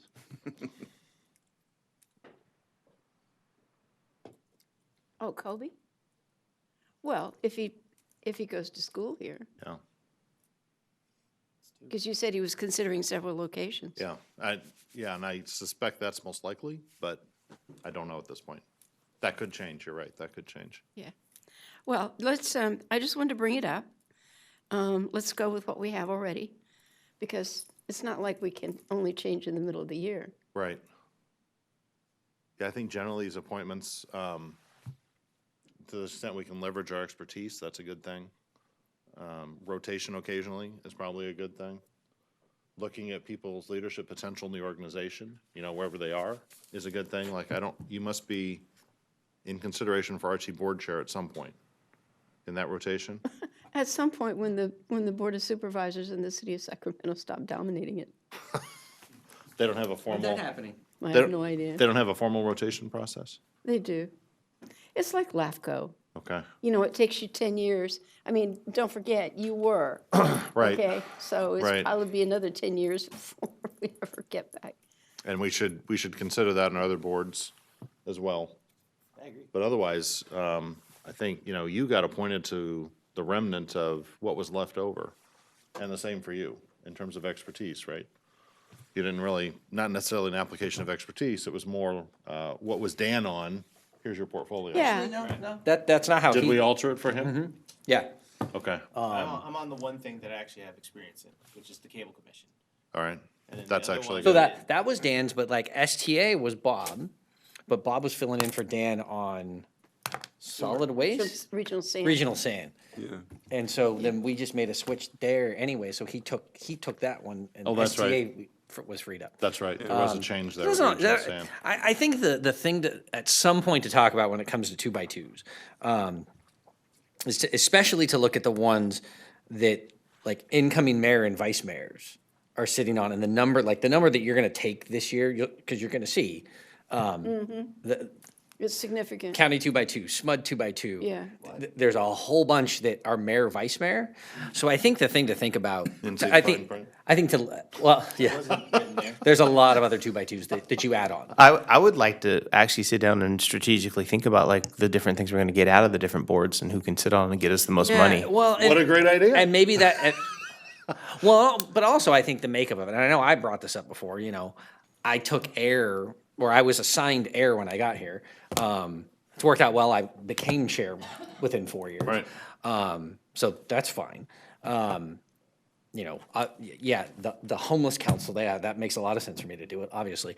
But I think to Linda's point, because you and I have talked about this, there was, the possibility that you might have been NLC chair and some other Right. things that, as your responsibilities increase, looking at a 2x2, is that something that we would take off of your plate to Right. give to somebody who doesn't have as many things as they do when they're mayor, vice mayor? So I'm just throwing that out there. Yeah. And maybe it's something for our retreat in January to talk a little bit more about it. Is this But like I is would this- say right now, I still have time to be on all three school district 2x2s, and I've been on all of them because I'm the only one that ever served on a school board.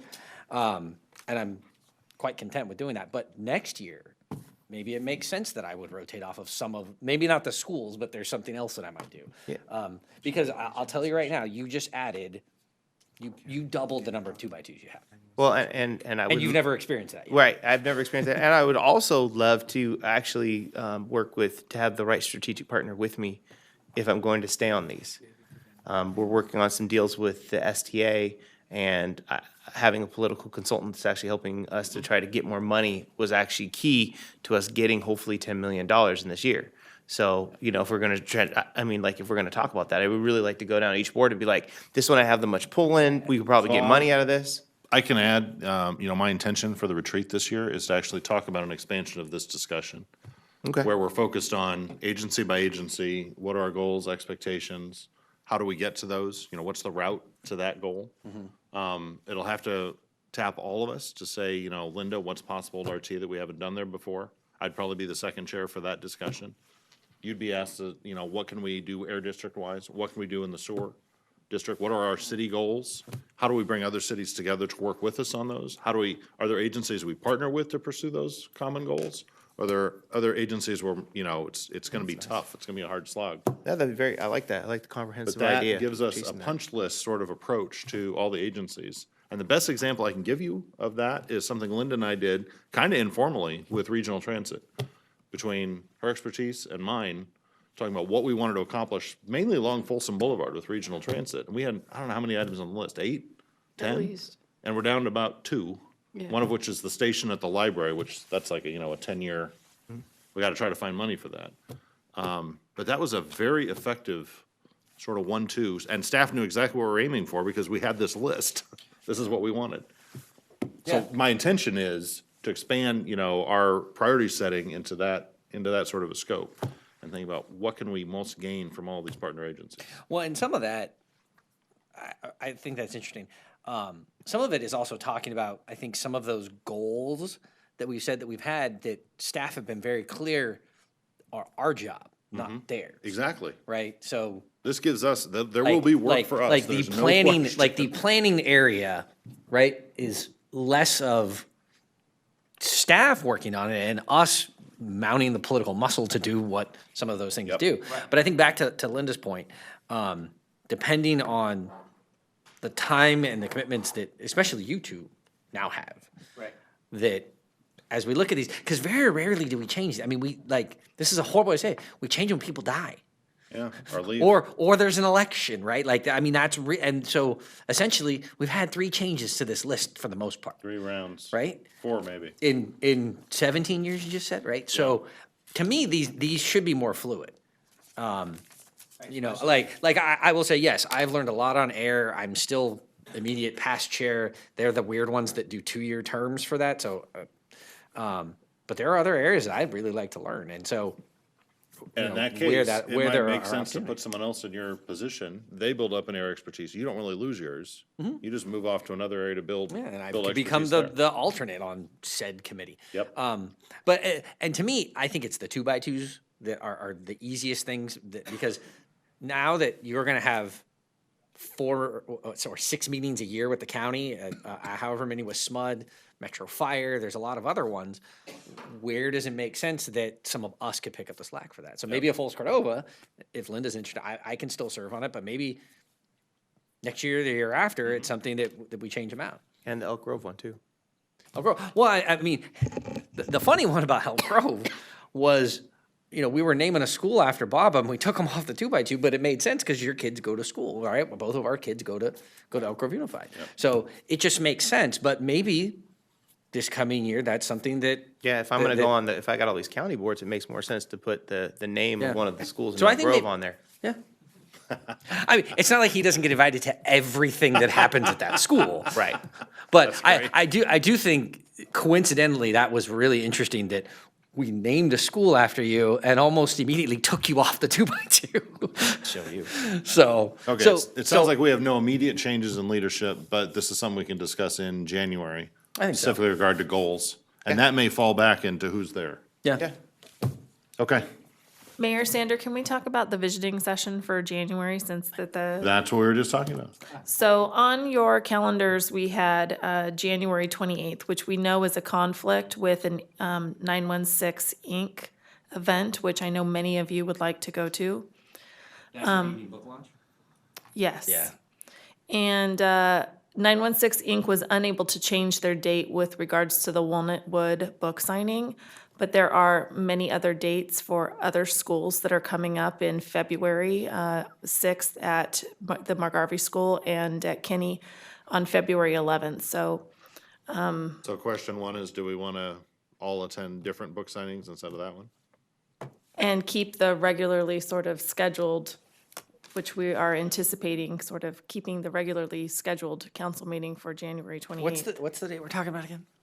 January 28th, the visioning. It's visioning, right? Yes. Is it gonna be That- here? That's currently scheduled. We typically hold them at the police station, Canfield. When's the last time we've done one of these? We have tried to do it. We did one last year. Yeah, we do them every year. Yeah. We're saying the 28th? Right now, it's scheduled for the 28th, and we'd like to keep the 28th. Yeah. With an end time of what, are you thinking? We were hoping to go from 3 to 8. That's good. I think it's fine. That's good. There's more than Yeah, one 'cause even I that could month, do, right? Yeah. Without looking at the calendar, the Tuesday, February the 11th from 10 to 11 at Kinney works for me. So I'll have staff reach out to each of you, but just Yeah. wanted to, There's a February 6th and a February 11th book release Okay. as well. I think we're fine. All right, that sounds like a good solution. It would really be good and important to maintain that visioning session, because that's our only chance, or one of the only chances we get. Okay. agree. Would it be possible, because staff don't usually attend the dinner portion of that? It's usually you or Adam, Pam. right? Staff don't usually stay for the evening Yeah, portion I of think that? the dinner is meant to be more casual session, Yeah, discussion, so that. I'm just, maybe you No. could work on seeing if there was a staff member that could represent the city at the 916 Inc. event. Okay. I don't want to volunteer anybody, but if there was somebody that could attend. We can certainly do that. Albert? Well, you know, it'd be interesting, Micah, last time we had a deputy city manager, they attended that evening Yeah, event. they did. So we should figure out what that looks like. You going, Micah and Albert? All right, I with meant the dinner. I that, meant our dinner. I think we are on to item number 18, council requests for future agenda items. No. I would like to. Oh, go ahead. Oh, please. Do we have an idea? We had talked smoking recently. Is that on the horizon at some point? Yeah, okay. I see nodding heads. All right. That's all I need. Scheduled. Thanks. Garrett? I would like to have a agenda meeting or a meeting talking about the school and the issue with what everyone's appetite is for arts and in the PE program being closed and what we be willing to actually do to help as a because I can't talk about it with every person. So think they that's have tough for a they retreat. have a meeting coming up with the Yes. superintendent. So we should probably hold that off until After we that find out what the actual facts are as opposed to the rumors. I don't know if you tried to read their agenda, but their agenda made absolutely no sense to me whatsoever. And there's nothing on there that you can identify as being elective cuts at any of the schools. Yeah, I went and talked to one of the board members, and they said it was $1 million out of our Rancho schools in the arts and sciences. And I said, "Are you thinking about dropping the music program?" And they said yes.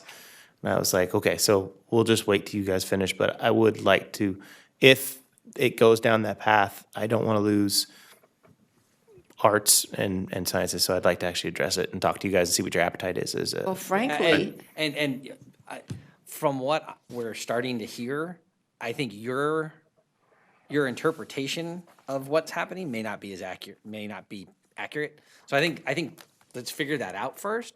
Yeah. I think this is a retreat discussion about how we would utilize Measure H or something else to do that. And also, I think it could be an opportunity. How can I put this? Depending on the person, and I'm saying the employee that it affects at the school district, the way cuts and programs will be affected by the person that it's being affected by, the adult, sometimes aren't as accurate as the effect to the child. If that's the easiest way to say it. And again, a lot of the funding criteria at a school district is a lot different than what we deal with. yeah, And so because of the categoricals. Categoricals, Yeah. the unfunded mandates, the special education creep on the general fund, the pensions and benefits of said employees. I mean, you were in that meeting with Superintendent Hoffman, where he basically said, okay, we are now back to the per pupil funding level that we were in 2009. So pre-recession, we're back to the peak, the most that California has ever funded per student. Yet pensions and healthcare have gone up 35%. Right.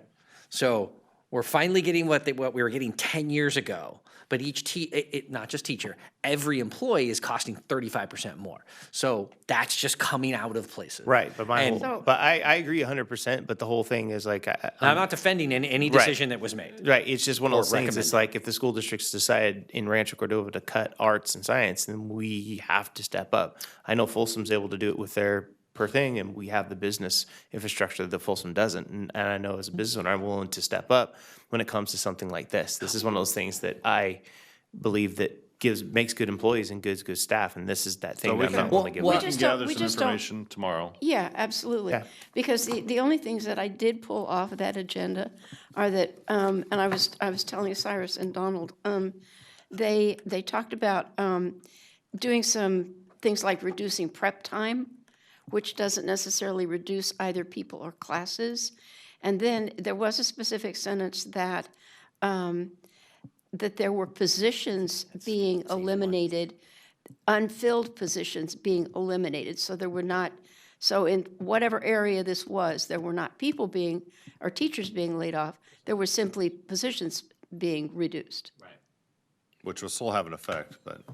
And keep in mind, you're dealing with a government entity, and I am not kidding at all, that forecasts their revenue using a tool, this is real, called the dartboard. And every week, something called School Services, which is a nonprofit advisor that schools across the state hire, every week they come out with what's called the dartboard, which is the prediction of what the legislature and the governor are going to fund per pupil funding on. So every week, and keep in mind, school districts have to approve their budgets by April 15th and lay off all of their teachers and give pink notices or pink slips for the next year at April 15th, even though the legislature doesn't have to pass their budget until June 30th.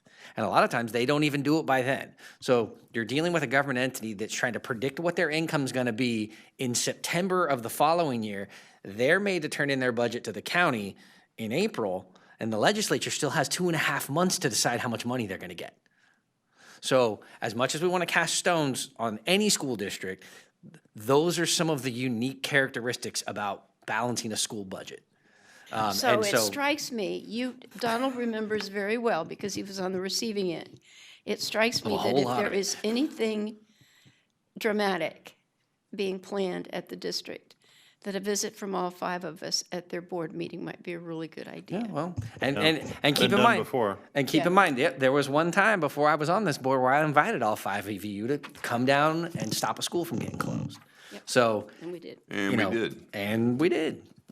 And it worked. You know, Donald, that anecdote you just gave us, that fact you just gave us, sometimes are those things you wish you could unsee and you can't. I think that's something I wish I could unhear and I can't. You can, and it's real. It's Good real. grief. And to even call it that. To imagine if we sat here to talk about our revenue and we go, so what's the dartboard say today that we're going to make next year? That's the tool. I remember Peter celebrating when he got beyond the threshold of having to expect a pink slip every year. Yeah. I mean, and again, keep in mind, a lot of the cuts or budgets that they're proposing, right, depending on what happens in the end of June, they may put them back. I mean, we would lay off sometimes triple what we thought we might need to. And in most instances, we noticed triple what we actually laid off. Because you can't, after April 15th, you can't go back and change your number. Heard that problem before. Right? So again, these are all of the unique factors that are there. So to a certain extent, having a bit of patience, getting the full story of what's actually possible. And then I would say, and again, to me, this is a retreat opportunity to talk about, what kind of unique partners for the problem that we have could we work with? Because regardless of the crisis, there is opportunity. And one good example is who just went and bought a bingo hall in town? Right. And is providing music education to our kids down in Elk Grove Unified. Exactly.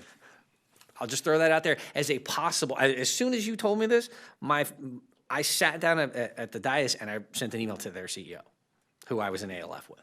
So, trust me, there may be an opportunity to enhance what's already going on.